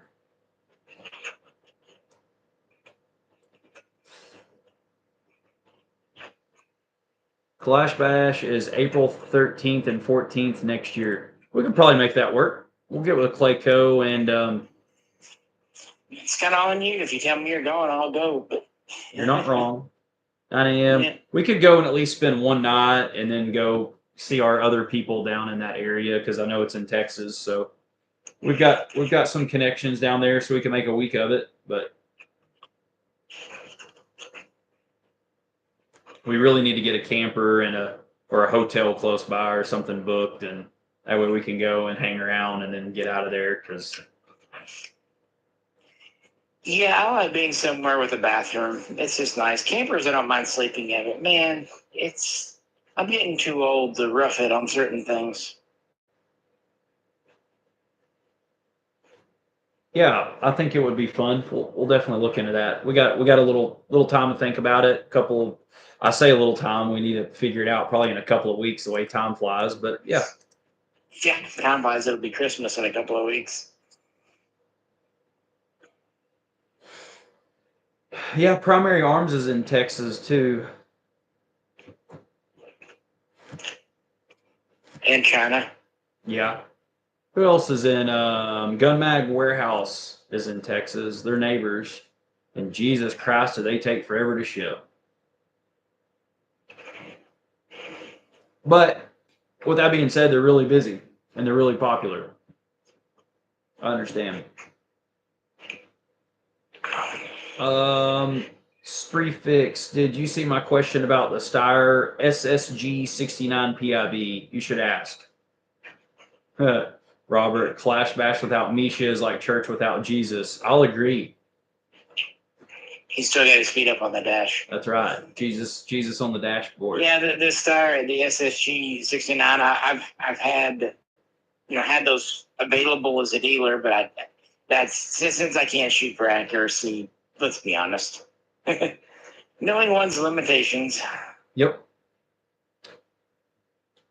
Just like anything else, Scott, I'm sure it's just where you're at and what you order. I ordered some coyote rounds or varmint rounds from them last week and 5 308 Gen 3 PMags from them, and it took like 15 days to get here.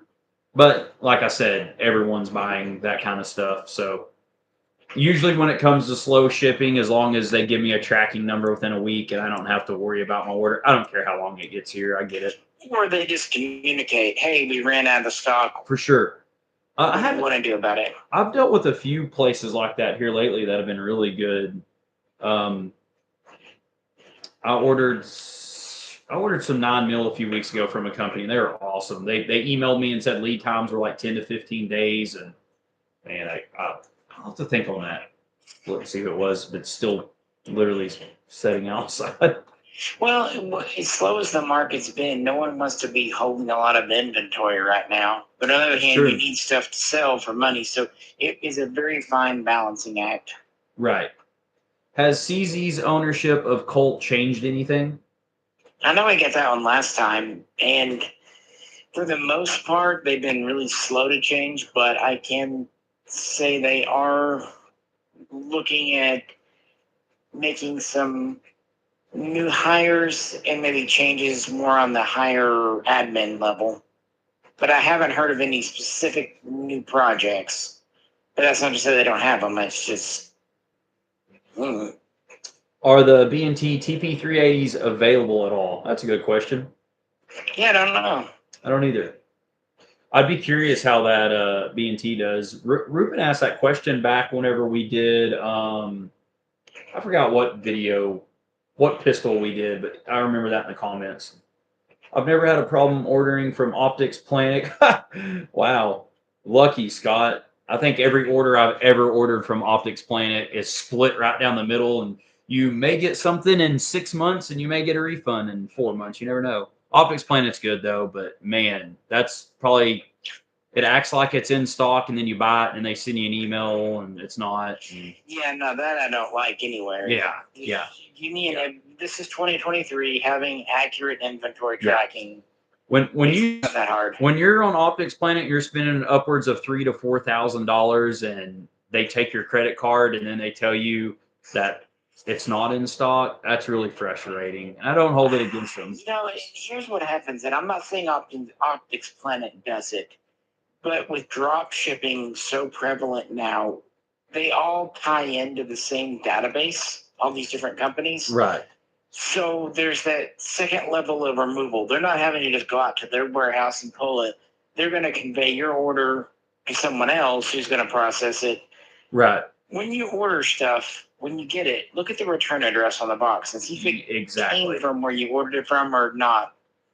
What I've tried to do now, and call me old, but I really try to make a really good relationship with, like, face it, if you live in a free state or area, you should have multiple local gun shops, and I've formed a great relationship with one around here, and I try to buy all my stuff, especially when you're talking $3,000 or $4,000 or $5,000 for an optic, for 2 reasons. One, I let them order it because I know they're usually only making $100, and most of the time it's my friend selling me that. But 2, if the $5,000 thermal or whatever breaks, they're a direct distributor for AGM or SIG, whoever it may be, and they're going to take care of you because you take care of them. So I just kind of dodged the whole Optic Planet stuff. Now, Optics Planet has been good on returns, but I try to just have my local gun shop order it. Yeah, and what's nice about buying that kind of stuff local, you can make sure they sent you the right reticle, the right base plate, the mounting. For sure. I The just details are right. I just ordered some optics for the sheriff's department, some thermals, and had my local shop order them. It didn't come with the eyepiece because it was the clip-on thermals. And hey, it was a fluke deal. AGM didn't send it in the box. Sent them an email or called the gun shop. They sent them an email. Immediately, it was taken care of. It was actually small misunderstandings, easy fix. But at the end of the day, it was nice knowing that time's money, and I'm not sitting there spending my time trying to. Exactly. I hate when people act like, oh, customer service is great now, but I just, Right, getting a return number, printing out a label, packing it up, printing out a box, getting it to UPS, right, it adds up. yep, And let's be honest too, if you're an individual buying once or twice a year from a company, you're right. just not going to have as much pull as a No, business that's buying, correct. once or twice a week. Well, it's like some of these Hollow Sun cells and stuff. That's cool, and I like it, and I'll jump on them. But when you're outfitting 8 guns for friends, family, or even like I said, sheriff's departments, whatever it may be, having a local gun shop, knowing that they're keeping up the receipts, the inventory, if they have any issues, and it also comes in handy for if you're purchasing a gun or something on consignment from them, you usually get a better deal. So Well, and if you want to have a local gun shop in 3 or 4 years, that's what you supportive, need to do. yeah, yep. I mean, it's just easier, if it's the same price right down the road, if they're good people right down the road, that's who I'm going to go to. Yep. Um, but yeah, we all can't help it. I search for good deals online, and but I'll also, if anyone knows, Misha, selling guns and owning kind of a gun deal is you're only going to be in business if you're supported by the people. So Well, and it goes 2 ways. There were a lot of people complaining about various arsenal issues over the years. If they bought it from someone else, that's what it is. But if they bought it from me, I'll call up my connections over there, exactly, and it'll get taken care of because I don't have to even make a threat. But right, I'll pull my business. yep, And that's not being mean or a dick. That's just like, okay, if I can't tell my customers this has a warranty, right. I'm not going to sell it. Well, it just covers everybody, and it's nice. Yep. The other day, I was in, local gun shop and got to meet. They're like general manager of sales for Silencer Co. or something, and it's like, hey, that's nice. This is the guy that if I have any questions. Matter of fact, he had the new suppressor that they just released a few weeks ago, probably a few months ago now. But it's little things like that. You get to see things Yeah. before they get out in the public, and most of all, you get to talk to somebody that is on the front lines of basically manufacturing these and seeing to it its That's quality. how I bought my Glock 34 Gen 3. The Glock rep was there, good God, coming up on 25 years ago. Not quite that far, but Yeah, over 20 years ago at the local place. And the Glock guy gave me a t shirt. I bought a gun because they were running a special. It's kind of neat. yep, I'd never handled a 34 because they weren't that common back then. yeah. I was talking with my older brother, and he was talking about his first Gen 1 he bought, and kind of listening to the story behind it. You know, the old days of, I guess, they only came with 10 round mags back in the 90s. Well, not yeah. After 94, they did. Yeah, Which would have been when he was he turned 21. Yep, smack dab in the middle of the yep, Sullivan's ban. yep. He said Because he had got one, and he had opened the box up after paying for it and realized it still had the 17 mag in it, and he's like, "Oh, just shut it." Went home. and they were easy to get. Oh, There were always ways to get them. The Glock, man. Now other guns were harder to get the mags for, but Glocks were one of the ones they were just out there. well, they were mass produced. Face it. Mm-hmm. Well, and so many police departments had them, and if a Yeah. mag goes missing here and there, Well, you can just order another one. and guess what? Police departments did. They traded equipment in. They got new guns. They got Mm-hmm. new models. It was just mass produced, man. Well, and who knew that the whole thing was more bullshit than the cops? I mean, Exactly. Yeah.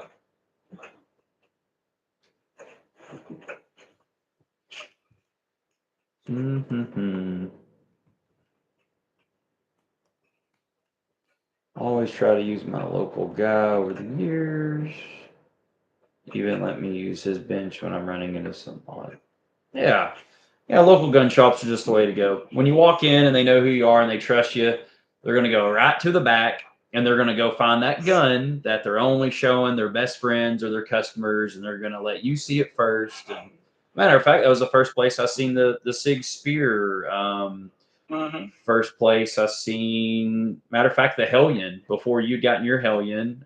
Travis had one, and it's just cool. You get to check things out that are out of the norm. And see, that used to be the armory for me back when Bill owned it up here. Yep. The armory was great. He had I was getting home one day, 5 p.m., and he called me and said I had a Evo Scorpion come in. Do you want it? So I'm finding around over there at 5:30 at night, but I picked up Scorpion the day he got in. Man, that's still, it's the most simple. It's not exactly the most comfortable shooting gun, but that's probably in my top 5 favorite 9mm just ever. It's just solid. It's just solid, man. I love my Scorpion. They're just great. And I can't believe and they may be selling a lot more than the I see, but the new minis that are out for like $6.99, I just think that's something everybody should go and get. I will say though, mini versions on any of those guns sell slower than the full size. Full size almost always sell better. Well, you got more rails, you got more optic space, you got attachments and all that, but a lot of it's just the barrel. People want a longer barrel on that gun. True. Spree Fix, does Misha have a brick and mortar store? I think you asked that last. Somebody asked that last time. But. Yeah, no, I just do online. Yeah, I just don't have time. I used to try to do it a little more by appointment, but it just got to be too much, especially when we started doing this YouTube channel. And yeah. Well, essentially, you can do the same thing without a brick and mortar as you would do with one. Yeah, I don't really think it would. It wouldn't help. For what it costs to have one open, it wouldn't help. You know, the thing that's really funny is, and it's a shame we're not both more into 1911s, like the high-end custom target ones, because we live in 1911 country. There are so many 1911 makers in this area. Not only that, but there's so many people around here that love a shiny 1911. I mean, so many. So he asked about a website. Really, what, Gunbroker? I mean, that'd probably be the best place to find anything if you list it.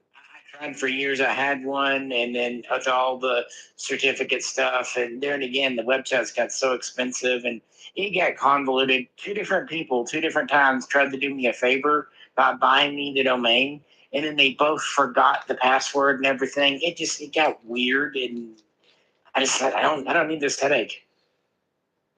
Spree, if you haven't noticed, we're pretty old school and simple here. Yeah. Old school and simple. You can just tune into YouTube and find out everything you need to know. When you see a live stream pop up, just jump in and ask away. Yeah, and I like just dealing with people direct. They can buy on Gunbroker if they want, or they can just call me up and I'll deal direct, and I don't have to worry about things getting hacked, customer info getting stolen. It's just easier. Seems like every website eventually gets hacked.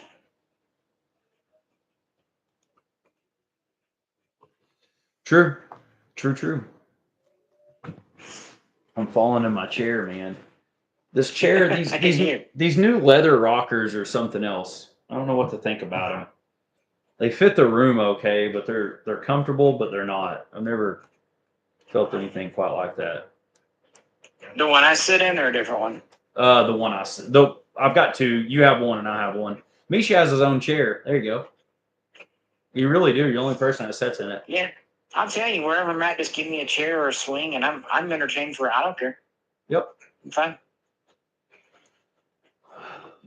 Well, someone in these comments is going to have to say something cool. Let's see. Robert, I always wanted to get an AK from Misha, and that's how I found him. I wish I had something more cool to say. I really do. Well, it's just still getting kind of new to the live streams and stuff. We'll do some. We'll do a few things for the channel coming up into next year. Try to do some more pre-planned ones where it does a countdown and people can actually follow along and see. Yeah, you just set up schedule. We just need to figure out how to get us both on. Oh, we will. We definitely will. We definitely will. So far, no one's complained about sound, which is nice. So It's fine. I'm listening to it in my other ear. Cool. The delay of what I hear and then down there has been driving me slightly crazy the whole time, but I'm dealing with it. Cool. Spree, how about a good joke? You guys know one? Sure. Two cannibals were eating a clown. One turned to the other and said, "Hey, this tastes funny." How about this? The 2024 presidential election. There you go. That was the best. Period. End Period. stop. Powerful Preps, welcome back, homie. Come on in, bucko. Yeah, we're still up. It's the Misha game.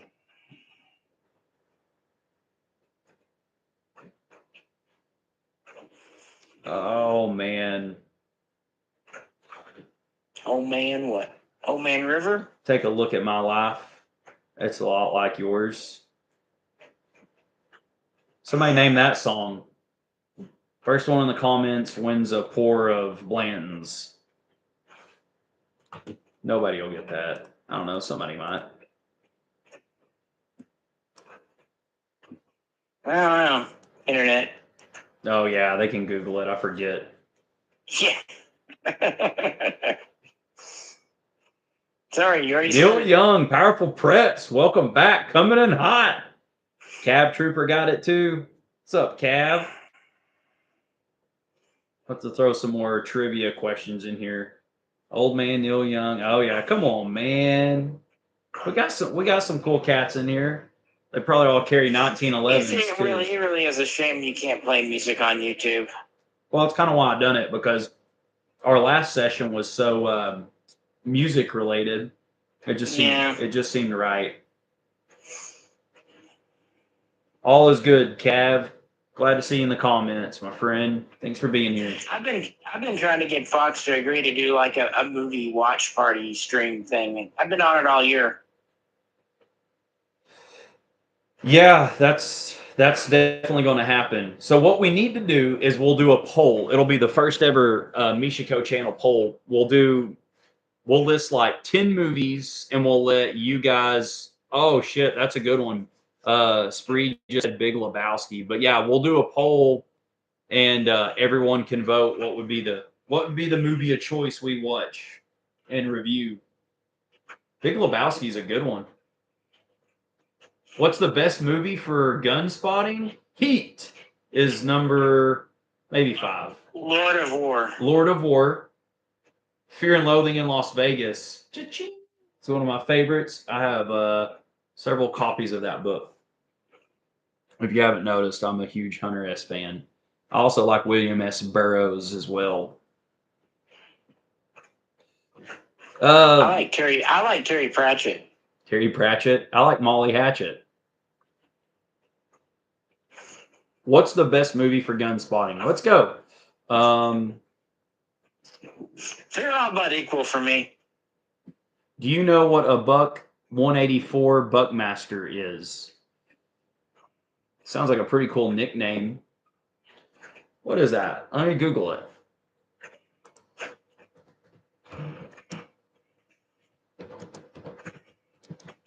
I just sold a Browning Buckmark the other day. Oh, it's a knife. Right. Yeah, I know what that is. If he's talking about the Buck 184, yeah, it's got the folded back pointy things on the end. Somebody should explain what those are for, because I'm a dipshit. So Folded back pointy things.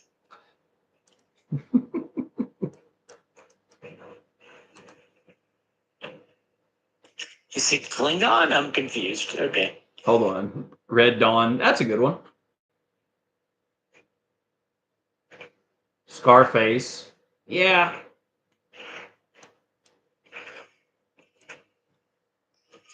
And there's also many World War II movies, not to mention, Vietnam era movies. Oh, for sure. Act of Valor. Yeah, pick any of them. Yeah.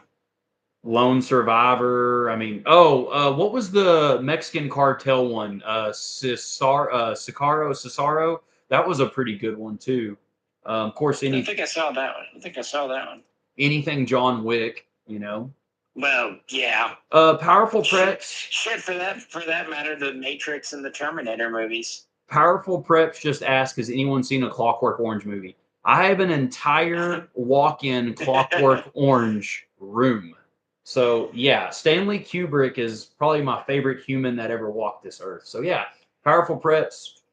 I have the Malaco milk bar painted on an all orange room inside of a little special room to the vessel of this crib. I can show you a picture of it. Did you ever get those Super 7 Clockwork Orange figures? Man, I missed out on that, and I hate Damn. the fact that I missed out on it because those Super 7s were awesome. I do have a couple of Clockwork Orange. You know, I've got all the records. Of course, I've got every picture or every poster they ever put out of Clockwork Orange. But yeah, anything Kubrick done, I have it. You know, they can go Super. They should have done a Full Metal Jacket set. Yeah, I'd love to have a small Arlie Army. Oh, I want an animal mother so bad I can't stand it. I mean, or raptor.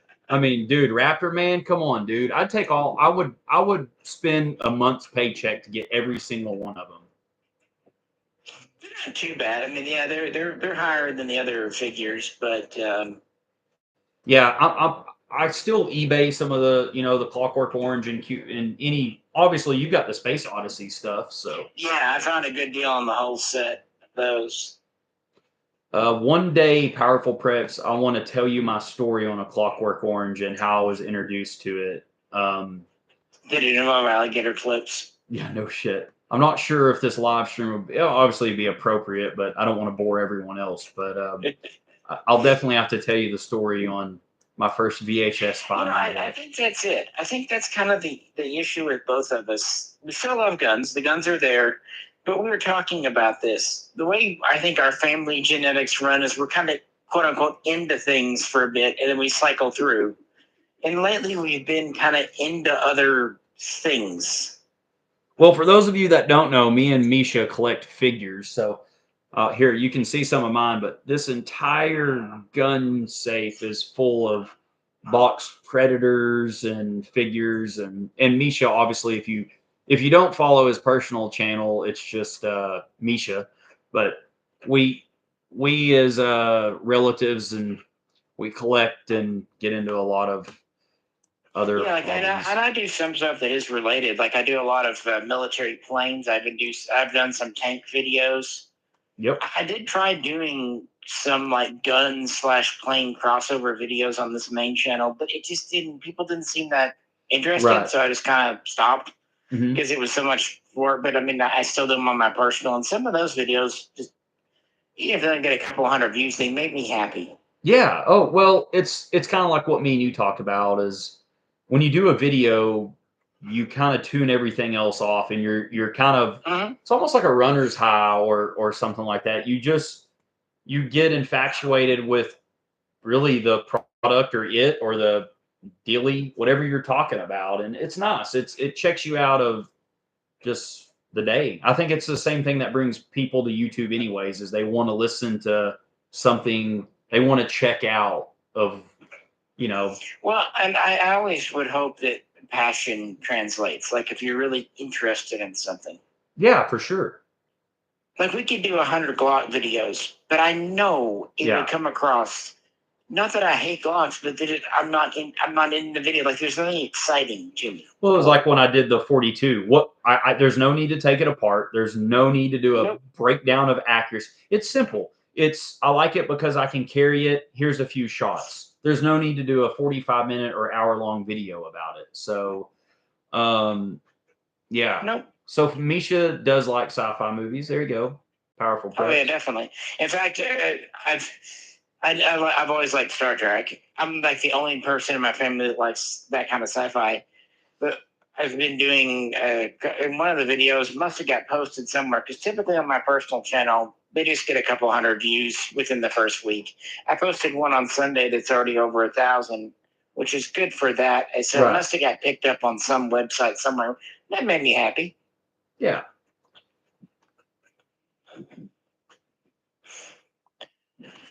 Misha, tell everybody about that time you flew an airplane.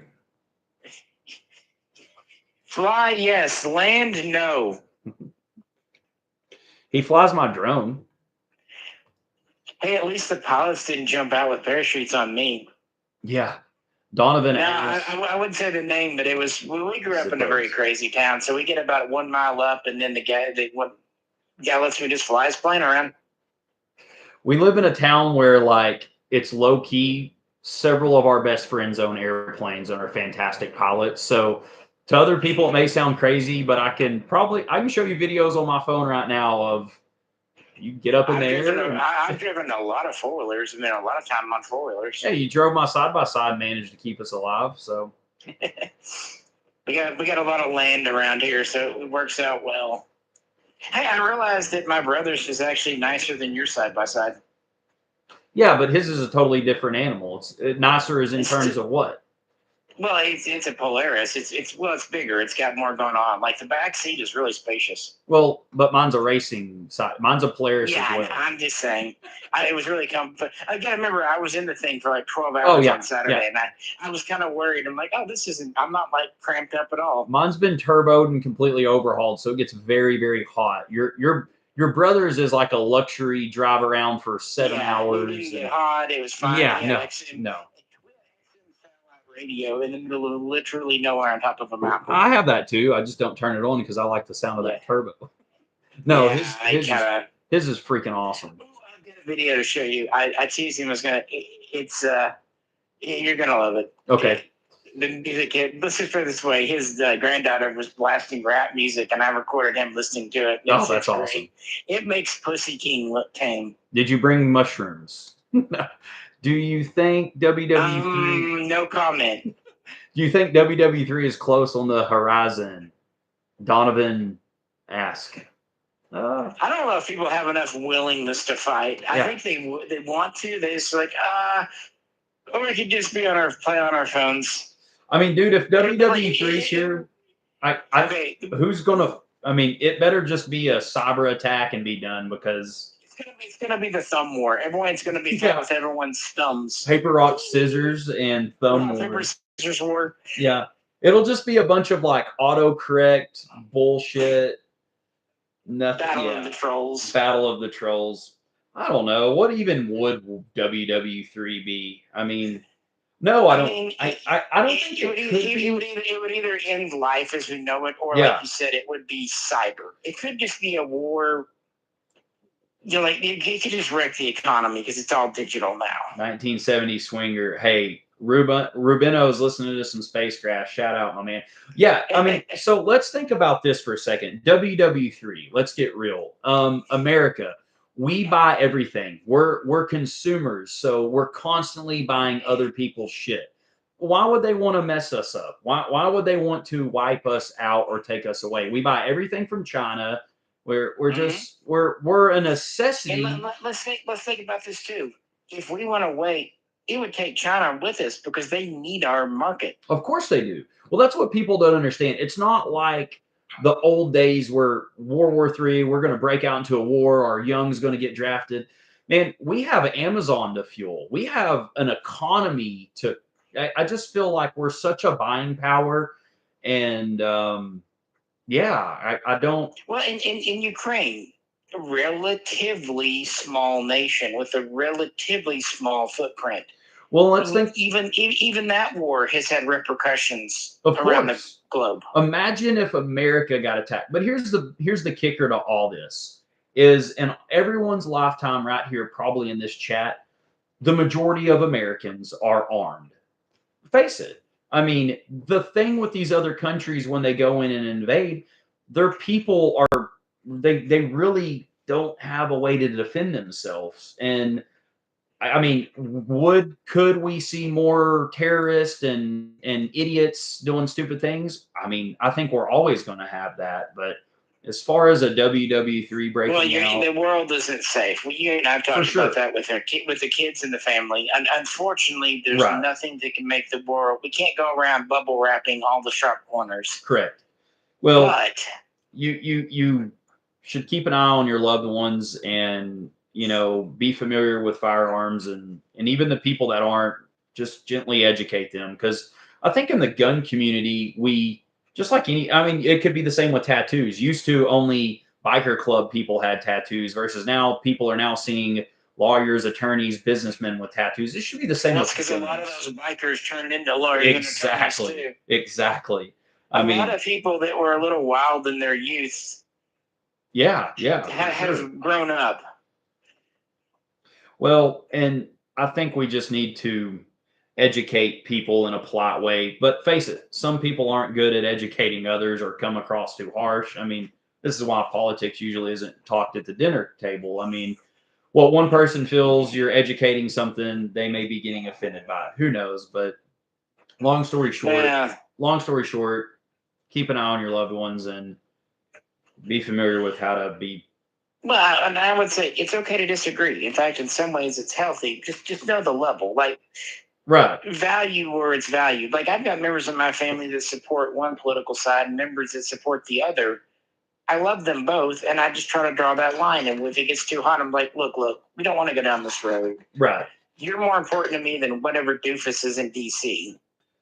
Well, I don't want to lose friends and family over politics. well, and I'll say it like this. I mean, these politicians? Did you drop something? Yeah, I just dropped something. I dropped some ice. I was trying to put it in this little cup. I got it in stereo sound that way. It was great. So I mean, these politicians don't care. I mean, they don't know your name. They're I don't think politicians. some of them know their own name now. I wonder who I'm talking about. Yeah. Sleepy time. Yeah. Those are always interesting topics. WWE. And yeah, China. The only point that really concerns me there is Taiwan. That would be the only thing that might make them go to act against their own best interest. True. Turtle. Are you part of the Turtle Club? The turtliest turtle ever. Dude, I love when Halloween comes around because you get that video of that little zombie kid. We're here with the zombie, and they hand him the mic, and he's like, I like turtles. I don't know why, but that one it never gets old, man. We're here with Timmy. I'm just picturing a very small Mitch McConnell doing that. We're here with Mitchie. Aliens will disarm the nukes. Hey, you're not wrong. I try to think like that too. Ancient Aliens used to be the only history book I needed in school. Oh, you believe that? I had to disabuse you of that. I mean, it was pretty damn convincing when you don't have good internet connection and well, and for a time we were raised to think History Channel was real. I mean, it was at one point.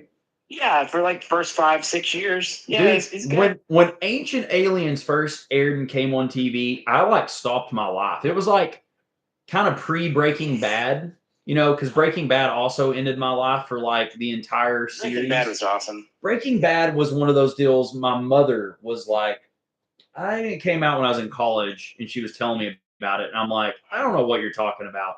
And then I went to visit my folks, and it was on TV, and I was watching it, and I was like, Mom, have you watched this shit? And she was like, I've tried telling you about it, and I couldn't do anything until that series ended. But yeah.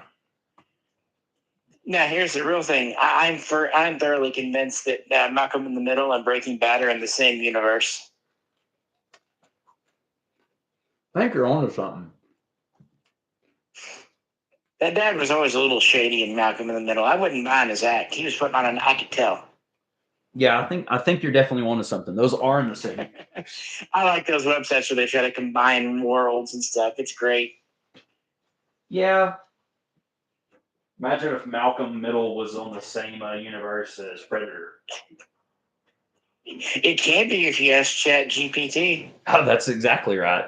Guys, one time I asked ChatGPT to write a spec script for a new Predator movie where it was Predator versus house cats.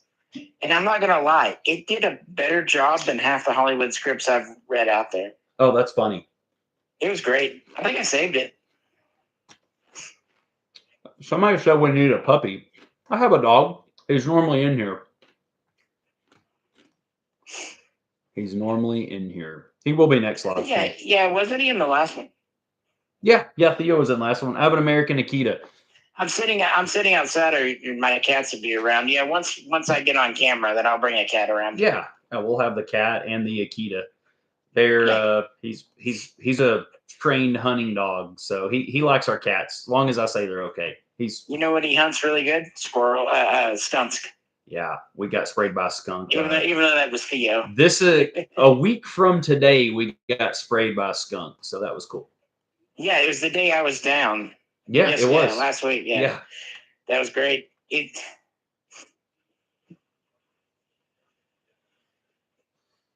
Yeah, the porcupines is what we figured he would get into next, but luckily in our area we don't have a lot of those because we are infested with No, coyotes. we really don't.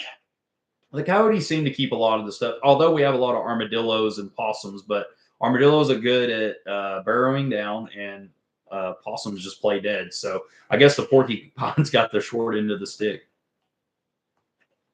I think it's left hand. Isn't the muzzle threat on the Bren 2 left hand? Oh, no, Bren 2 is standard AR-15. Okay. The Bren 1, the original Bren 1 was 14. Okay, cool. Yeah.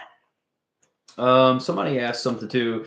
Elijah Craig 18-year. Yeah, definitely. That's one of my favorites up there. And I have a boatload of Elijah Craigs. A lot of store picks, a lot of barrel picks. But yeah, cheers to Elijah Craig. What else we got? I love 30-06. That was one of the first rounds I shot as a kid. The old school blunt point 30-06 rounds.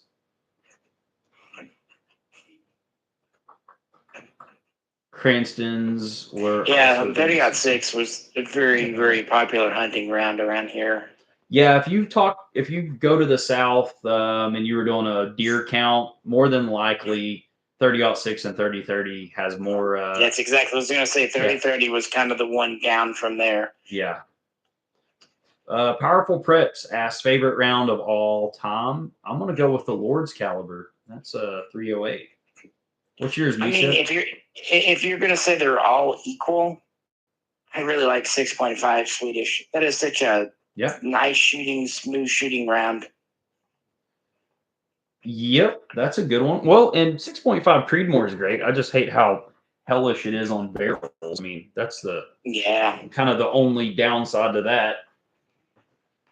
Yeah, velocity is good, but there's that certain point where you start cooking off. I mean, going all the way back to the original 6mm Navy that the Lee Navy used, it cooked barrels off really quick too, and that was 120 years ago. So it's just they kind of keep making that mistake from time to time, but it was accurate. Mm-hmm.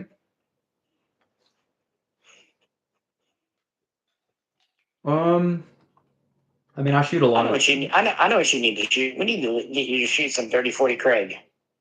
What is that? 30-40 Craig? It's actually 30 U.S. Army, but yeah, it's the U.S.'s first smokeless powder round. Huh. It's like a really light. It's 30 caliber, obviously. It's like a really light 30-06.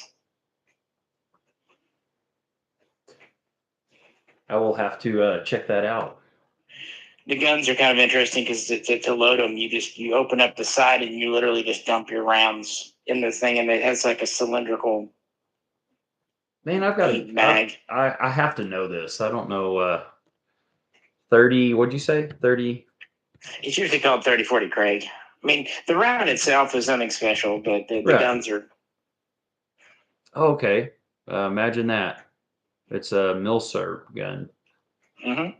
Yep, that'd be. I said first smokeless. Yeah. It does kind of look like just a standard 30-30 round, just if you're looking at a picture of it there. Yeah. Cool. Well, that was back when the second set of numbers was the grain, the powder on it. Okay. Yeah. That's like 30, like 32-20, all that stuff.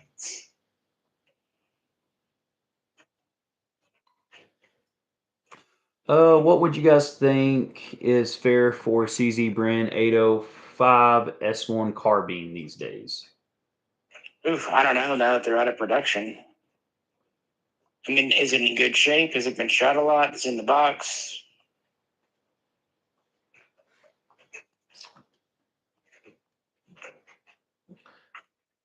Yeah, that could vary. I would imagine probably 1,800 to 2,000, but I'm just kind of pulling a number out of my rear. I really don't know, but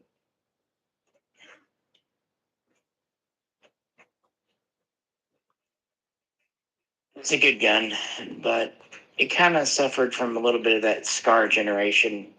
Yeah. Well, at the time, the Scar it served a good purpose, and I think it still could today. I just think for the price, there's better options. If Yeah. this is what Scar needs to do, they need to give us a new feature. They need to adapt. Well, they need to do what CZ did. They took the 805, which is a good gun, Absolutely. and they made improvements in a Gen 2. Well, and yeah, I know.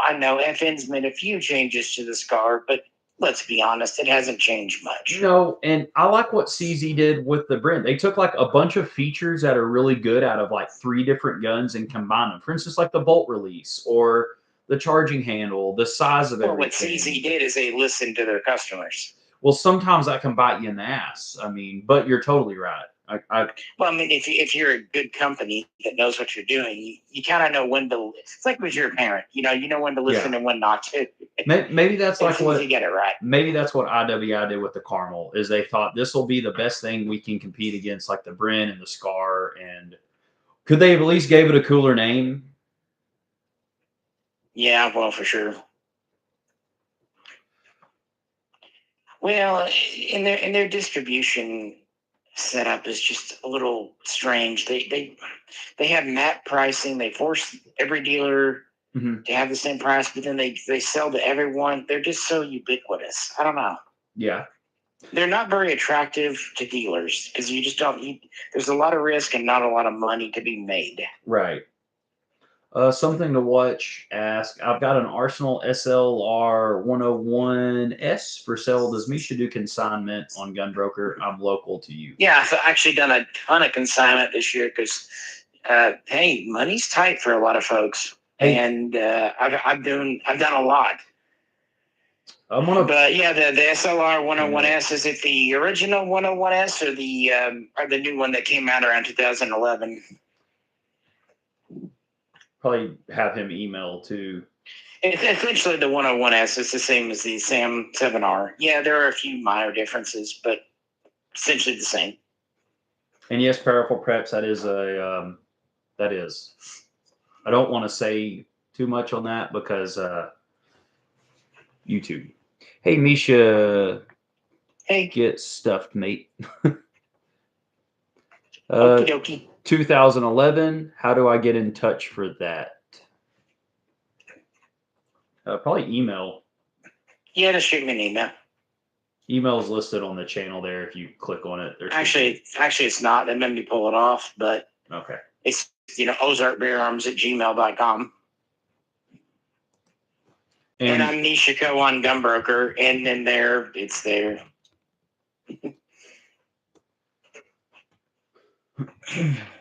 I think I paid her around $2,000 for my 805 a few months ago. Pretty much new. And that kind of checks out because I had 2 new old stock ones that came in, and I sold about a year and a half ago, and that's about what they brought.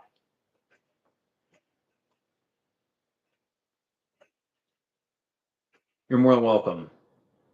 Thanks for tuning into the live stream. Something to watch.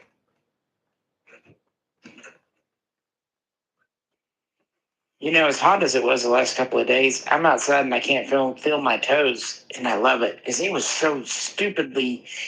You ever notice it when it's unseasonably hot? It's not just warm; it feels bad. Like the air's still, and it has that. I was running 3 miles a day in it every day this summer, and there were times I was like, I don't think this even counts as air. Like, man, when I was on the West Coast, and even in like the shitty cities over there, just how much better the air is to choke down rather than this humid stuff. And I love it. It's home, but dude, it's already snowing in Vermont. That sounds amazing. What is it? Yeah. I was in the deer stand this morning and it was pretty damn cold. It was probably 48, 47, and that doesn't seem cold, but when you're soaking wet, I mean. Yeah. There's dry and then there's damp. and it really affects it. Yeah, I know it's supposed to get really close to freezing here tonight. Mm-hmm. Yeah, we'll definitely have a good winter, but yeah, you could compare the humidity here in this part of Arkansas to kind of Houston. Obviously, Houston's probably a little worse, but I don't know. We had some rough humidity this year in this end of the world. I mean, we had some 105, 107, 110 days with like 80% humidity, 100%. It was rough. Yeah, even though I only live about an hour north, it's on the other side of the Ozarks. And while we don't have zero humidity, Right. it's significantly better than the River Valley. Because where you're at, you've got mountains on the north and river on the south. Not to mention little streams everywhere, a couple of lakes. Well, there's a lot of water for it to cook off. You definitely are about an 8 to 10 degrees difference at times. Have a good night, antagonist. Thanks for joining, man. Night. But yeah, you definitely it's crazy what an hour and a half north does. So yeah, it really. I think it's funny. You could be driving up and you can feel it change right as you go through the tunnel. Yeah, you're not wrong. But it has been more humid this year than before, but still wasn't as bad as down there. Well, we didn't do a whole lot of outdoor shooting this year either, and I think it was just like there. Even your wife mentioned like the last month or two in that August, and it was just. I mean, and I love the heat. You know that you do too. We'll go through whatever elements don't bother us, but it was just to the point where it's like I don't want to take that many showers in a day because it was one review, one gun, go in, load mags, go back out. It drains you. It drains you. It just saps whatever energy you've got. Yes. It just pulls. Well, by the time you factor in food, traveling, unloading, loading, traveling, food all over, it just gets you. Someone just said I picked up a black ring. That was a Rubino. I picked up a black ring ordnance. I sold in 44 Hungary. It was rotted off. The whole thing was terrible. I just wanted a nice Hungarian M44 for my collection. Oh, what happened? M44? Yeah, I don't know. I have to specify. Well, powerful preps. You adapt pretty quick, just like how you're adapting right now to all the snow already up there. I mean, you just adapt. I love winter. I love summer.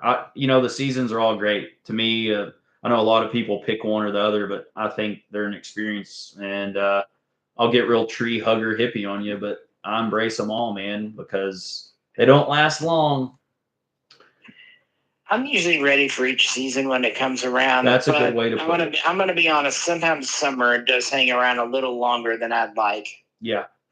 And sometimes winter hangs around a little longer than you'd like, depending on how rough it is at the end there. But Fayetteville, Arkansas is kind of chilly this evening. Yeah. I've got I've got my windows open in here in the cave with a few wind drafts rolling through.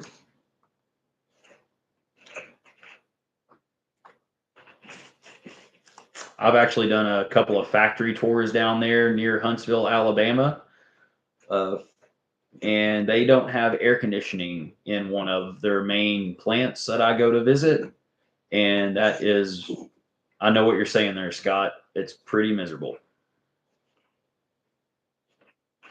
60 degrees and rainy in Austin. Yeah, there's 31 people in here. Let's see if we can get 31 comments on this thread of where everybody's at, just for the hell out of it. We've got send off on the. Yeah, I would like to see. There's 30 something people in here. Let's see it. We know we've got Texas, we've got Idaho.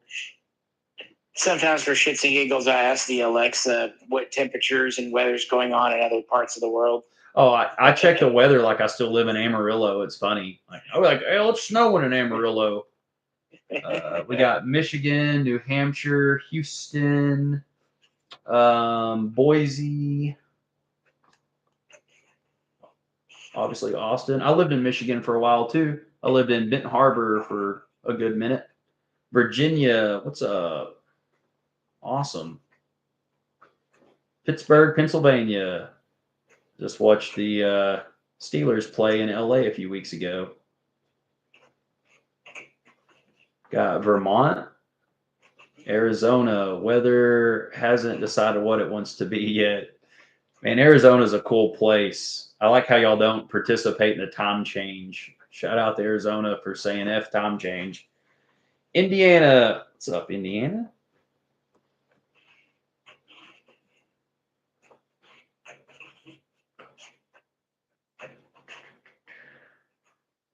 Yeah, I'm not gonna lie, Cab Trooper. I went and it was the first ever VIP experience I've ever gone to in an NFL game, and I'm not even a football fan. I mean, I don't do a lot of sports, but I did go to that new SoFi Stadium and watch Pittsburgh. Dude, the coolest thing ever was there was more Pittsburgh fans there. There were more Steeler fans there than there were Rams fans. But if you ever go to an NFL game and want to travel, go to SoFi Stadium because it's a trip. It's an experience within itself. But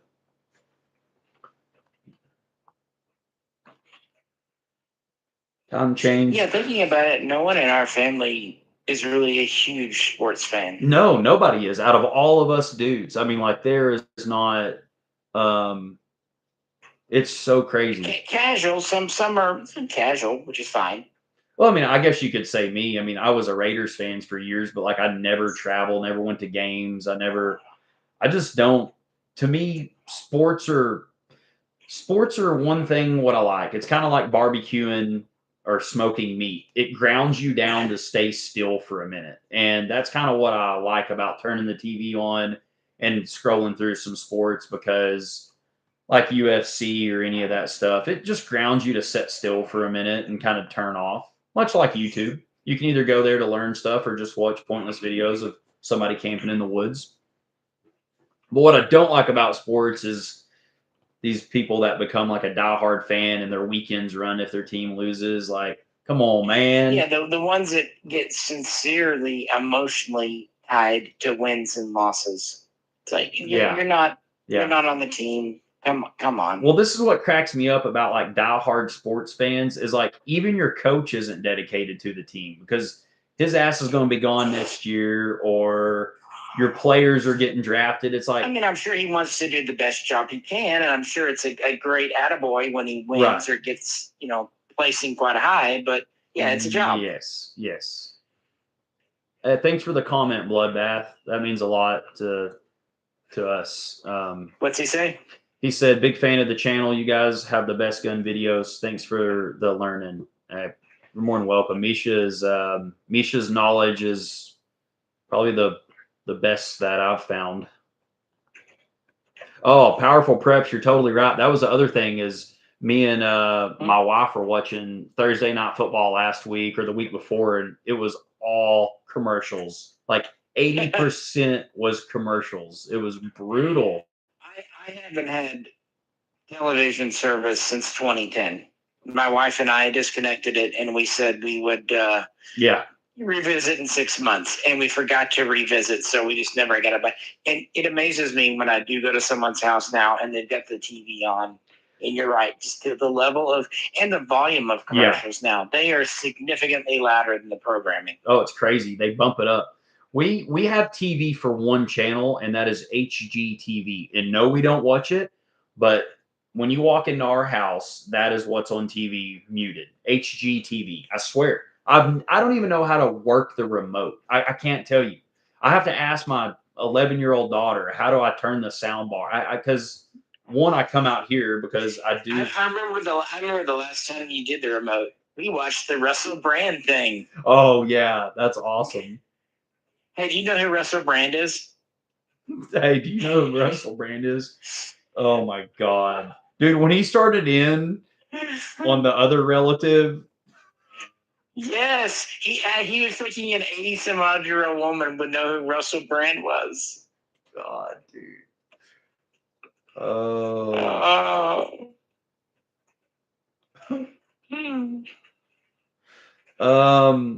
Rungan business. What's the flag on the wall about? So this right here, you'll see this pretty well everywhere. It's F6 is what it stands for. my whole family is firefighters and some military. And man, I've done firefighting for years, and I've also collected and shot guns. So I kind of created my own brand because who doesn't like tactical gear and stuff? And I was buying other people's stuff versus I wanted to create something that represented my crew and our people. A lot of these guys are firefighter guys that are in the shooting club, but it's basically a shooting club. Um, it's called Foxtrotter 6. It's got a meaning behind every little symbol and detail you see on it. Um, I'll explain that sometime. I can email it, write it for you. But I'd like to do. I have tons of stickers and patches. So if you're Yeah, interested, you've been telling guys the merch, and yeah, that's going to have to be something you pioneer because there's not much yeah, I could do there. for sure. We're working on a few things, but I think I have. Let's see. I kind of worked on these here a while back, but I've got all kinds of patches and stuff. So these are Velcro patches you can put on your vest, your hats, and I've got all kinds of stickers. But yeah, and then Misha, we're gonna probably going into next year do some shirts for the channel, and yeah, only got about 8 answers. Well, it's a shooters club. There you go. It represents kind of a brotherhood that I'd like to share with you guys too. But it started with just my shooters club. It just started with my people. Foxtrotter 6. The 6 stands for what's your brother's 6. You know, what's your 6? It's an old military saying. Um, Clover's obviously good luck. Snake eating itself is life and death. We can go on all day about this, but nobody wants to hear that. But yeah, if you want some patches or stickers, hit me up. I'll try to find a way to get you some of those. We do need to start some Mishaco merch. We need to do a live stream where we're more like out and about too. Yeah, I think that'd be way cooler than just setting. Yeah, it might be hard now as the days get short and cold, but like in the spring, like either one on the side by side or one like a hike or I don't know, just something around. Heck, even us out fishing. Yeah, exactly. Yeah, it's a out fishing or anything like that. Oh, Yeah, okay. He wasn't just meaning doing. he wasn't meaning 8 answers for my question, 8 answers for where people are at. Okay. That's one I was like, I thought I was giving you a pretty straightforward answer with there's some things I don't want to say on YouTube that'll be here forever about things, but yeah, we'll come out with a newsletter for Yeah, that. when in doubt, you just because again it's out there and Yep. License plate. how Where many was people have it? said things that have really wrecked themselves. It's Ah, thanks, man. No, you're totally right. I want that too. They're gambling. Werewolves of London by Warren Zevon is probably one of my favorite songs. Me and Misha will jam out to that occasionally.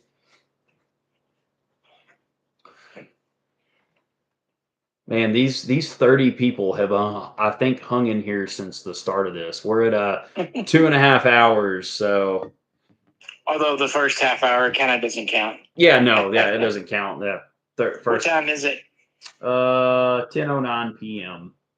Okay, why don't we say we'll close it out by 10:30? Give it Perfect. about 15 more minutes for everything else. Yeah. Last minute questions, folks. We'll do Biggest kind of things, a musings. I don't know. Yeah,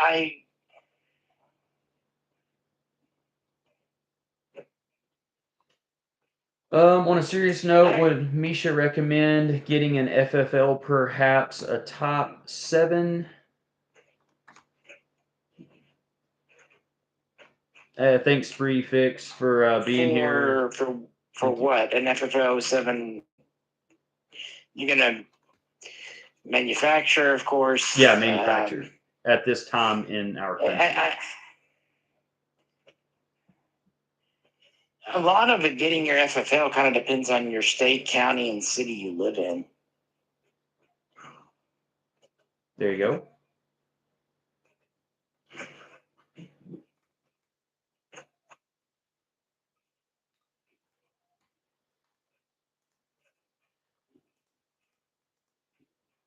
Just bought a Wasser 10. Felt like had to have one for the collection. Hey, you can't go wrong.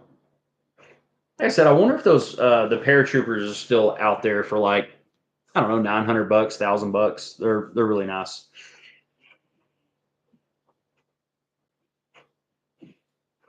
I mean, just from the outside looking in, spree fix. If that's truly what you want to do, and um, to be honest, when is ever a good time to do anything? If it's something you want to do, if you want to get an FFL and do that, just do it. I mean, um, if it seems like a bad time in your life financially, maybe don't. But I mean, if it's something you want to do, it'll work out. It's now or never, right? There you go. And if you do get an '07 for manufacturing and you do want to sell retail, it's usually advised to get a second license, an FFL 01 or equivalent. They typically like that degree of separation. I mean, you could. But if you just want to manufacture, sell online, sell to other dealers, not really do a lot of, foot traffic, then it may not matter as much. Right. Well, he's saying bad time in the country, anti-gun atmosphere. Well, I mean, look at the YouTube channel. Look at anything. I mean, if it's something you truly want to do, just do it. I mean, as someone that's been in sales most of their lives, I guess that would be my question. Like, what's your dream? What's your vision? You say you want an '07. What is it you want to make? Do you have something in mind? Yeah, I think get you a piece of paper and put pros and cons and a middle in it, and or goals. Ultimately, what do you want in the long run? Any thoughts on the most reliable battle rifle? FAL, M1As, DSA, best way to go for FAL. You'll never hear me say the M1A M14 is the most reliable. You can debate G3/FAL. Each have pros, cons. Of course, the modern guns like your LMTs are going to be more reliable than those. But if you're talking the old school, everyone thinks the G3, and the G3 really is good. Mm-hmm. It really is. It's so simple. I love the FAL, and it obviously got beat to hell in places like Africa, and it served well. But yeah, probably the G3 if I'm trying to put my personal bias out of the way and be objective. Overall, yeah. Battle rifle? I don't know. If I had to go with a battle rifle, I mean, I've got a couple I would consider battle rifles, but it depends on what you're doing with it. Are you running it suppressed, or what terrain are you in? I mean, I really like the HK, 416 or MR A1. I mean, I like AR-10s as battle rifles, but the problem is when they're suppressed, and you really need to try to clean those every 500 to 700 rounds because of how gunky they're getting. So I kind of agree too that the Galil in 308 is like a really good battle rifle. That would kind of do it there as well. But I mean, yeah, a lot of it comes down to purpose. Are you wanting absolute reliability, durability, ease of the one area I would say the FAL is better than the G3 is maintenance. Like a lot of things on the G3 once they wear out a break, they're hard to replace in the field. Whereas the FAL with a screwdriver, you can replace just about anything. Yeah.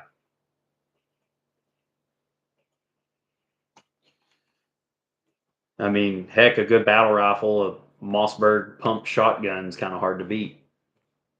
I don't think that's a battle rifle. You could try. Just put buckshot in it. 308 running.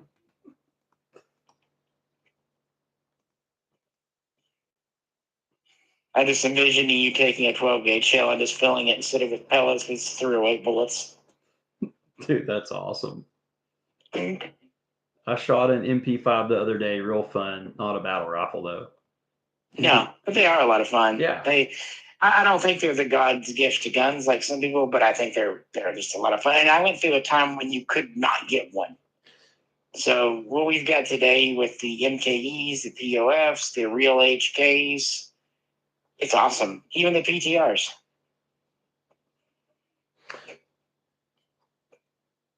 Yeah, I like the thought of battle rifles.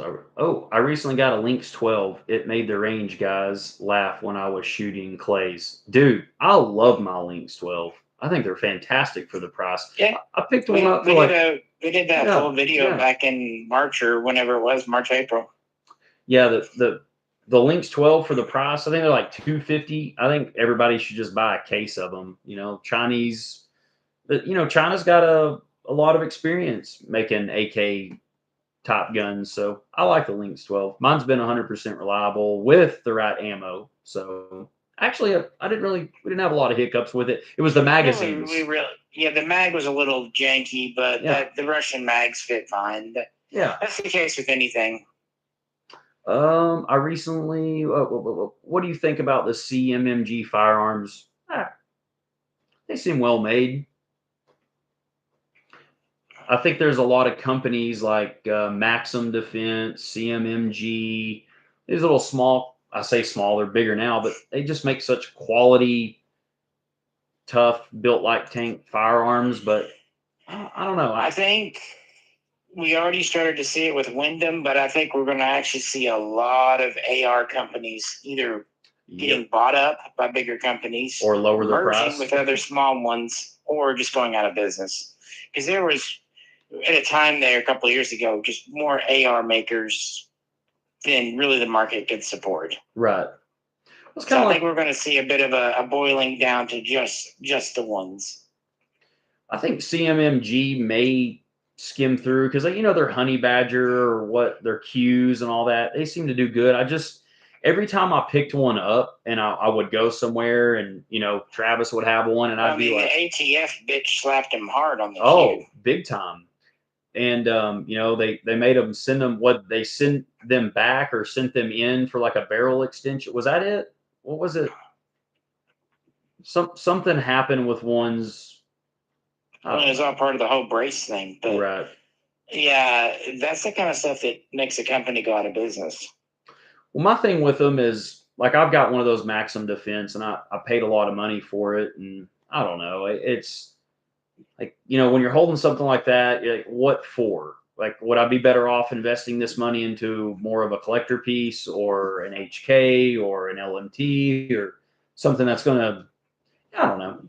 I don't not like CMMG, but and some companies end up finding themselves in unfriendly states, and some can move, some can't afford to move. Right. What does a Polytech Legend go for these days? I paid $750 for mine in the box with all the stuff included. I paid $9 for my first, so I guess I overpaid. No, they're the Chinese guns in general have been kind of up, down, and sideways, but I'd say low end 3,000, high end 4,000 right now. There was a time when they were bumping closer to 5, but again, the market's down. Yeah, the good old days of finding them for $1,000. I think that was the first. Yep, and that was at a gun show over in Fort Smith. I just walked up and there's in the phone, but I will take that. I remember the first one I bought from a guy that wanted to get into a precision shooting AR, and I got it for $1,000.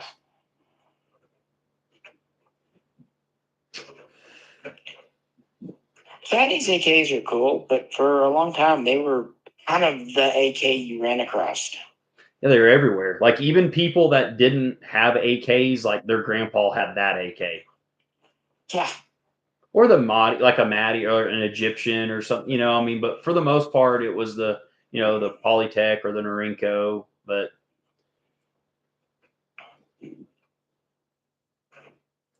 Yeah.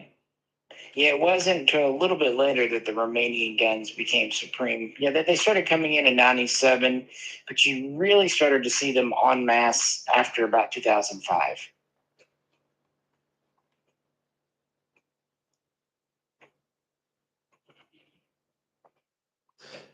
Oh, that's cool. 2A EDU said, I think I'm one of your first Patreon supporters. I rarely comment, but watch often. Keep up the great work. Hey, that's awesome, man. Thanks for being there, 2A EDU. GF3 AK. Hey, I actually had Sorry, I'm listening. I had one of the PSA GF3 AKs, and it was an awesome gun. I sold it because of what I could sell it to during the the germ days. Somebody. Oh yeah, I sold more than a few during that time, especially shotguns. Yeah, shotguns and even your American-made guns that just people couldn't get. I think I paid like $700 for my GF3 and sold it for like 1,500 or something during the shortage. So yeah, that's a good one. Get it. It's so hard to hang on to some of that stuff when you've had it for a bit, you shot it, you like it, but you shot it, and then you can double your money. Well, you can double your money, and then you can put that towards like a gun you really know you want, or fun optics and lights and accessories, or toy figures at Target.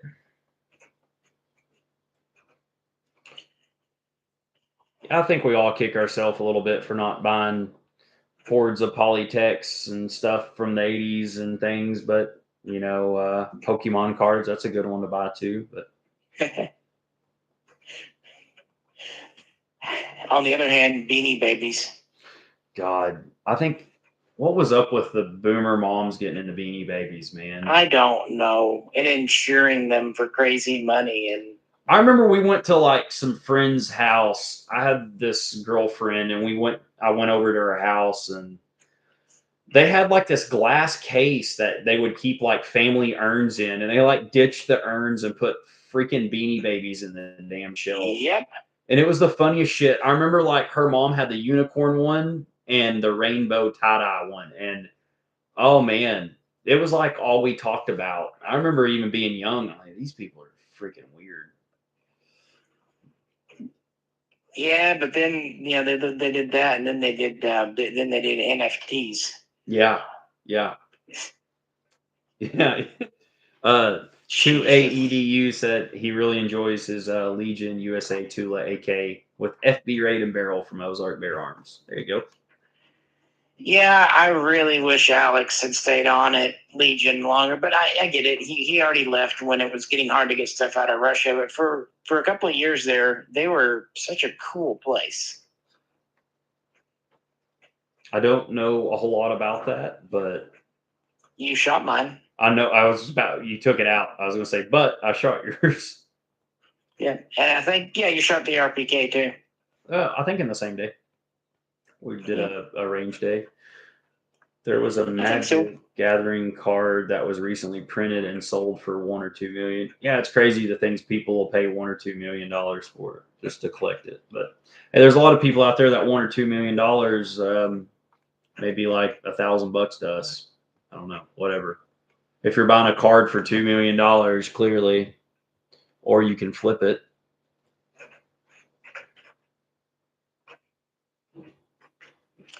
At the end of the day, though, yeah, it's the whole thing of people say, "Well, I wish I'd invested in Bitcoin," but Bitcoin was one of how many cryptocurrencies, and the others basically went nowhere.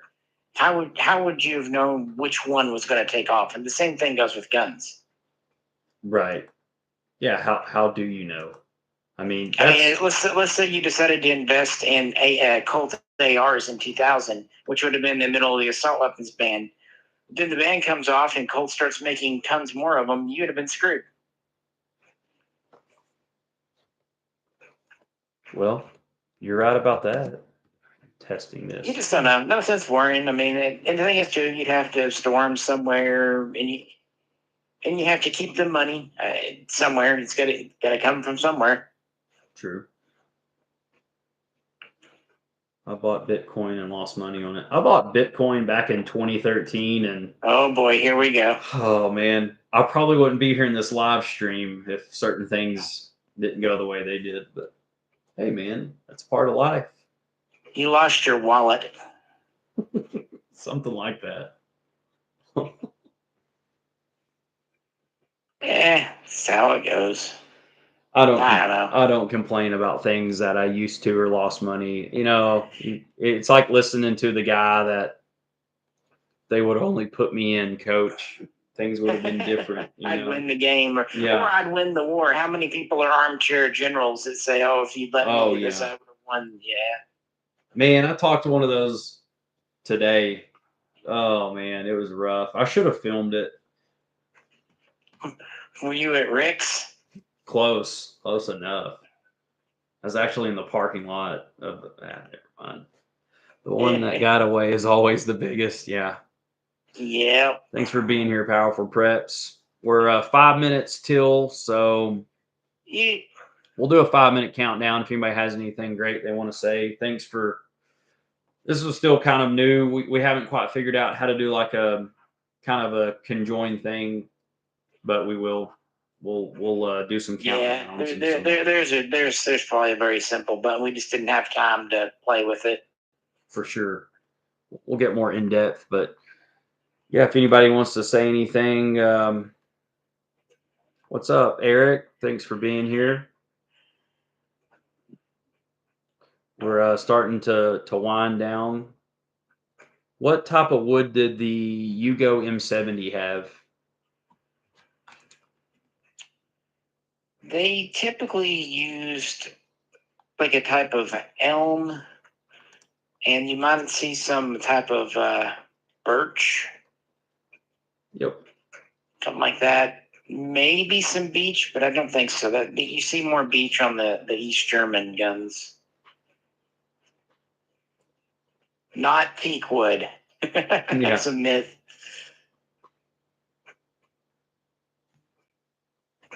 Teak wood. Oh, one thing, people always talk about China and by extension North Korea, the chew wood. I found out last year that that's actually katapa wood that they use, and I thought that was strangely cool that it's katapa wood. I have 11 cats in the house. Is that more than Misha has? Yes, thank God, yes. But I you need an even dozen or maybe a baker's dozen. I bet I can fit 2 in a large flat rate box. That's awesome. Can you imagine going to the post office with a box that's both shaking and meowing? That's awesome. It was kind of like on Christmas Vacation whenever Aunt Bethany wrapped the cat. Yes. Did they use local wood on those for production? Probably. Who is that? Yugoslavia? Yeah, or any I'm sure. country. Yeah.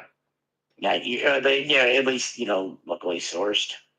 2A said, going down memory lane, he got the trap door I bought from you. That was your Trapdoor rifle. Yeah. That was, I think, if it's the one I'm thinking of, that was actually originally Gary's. Yeah, that's what he said. It was your dad's. Would be safe to assume. Yep. We'll do about a 3 minute countdown or so, folks. So Yeah, I like old guns, but I don't do black powder much.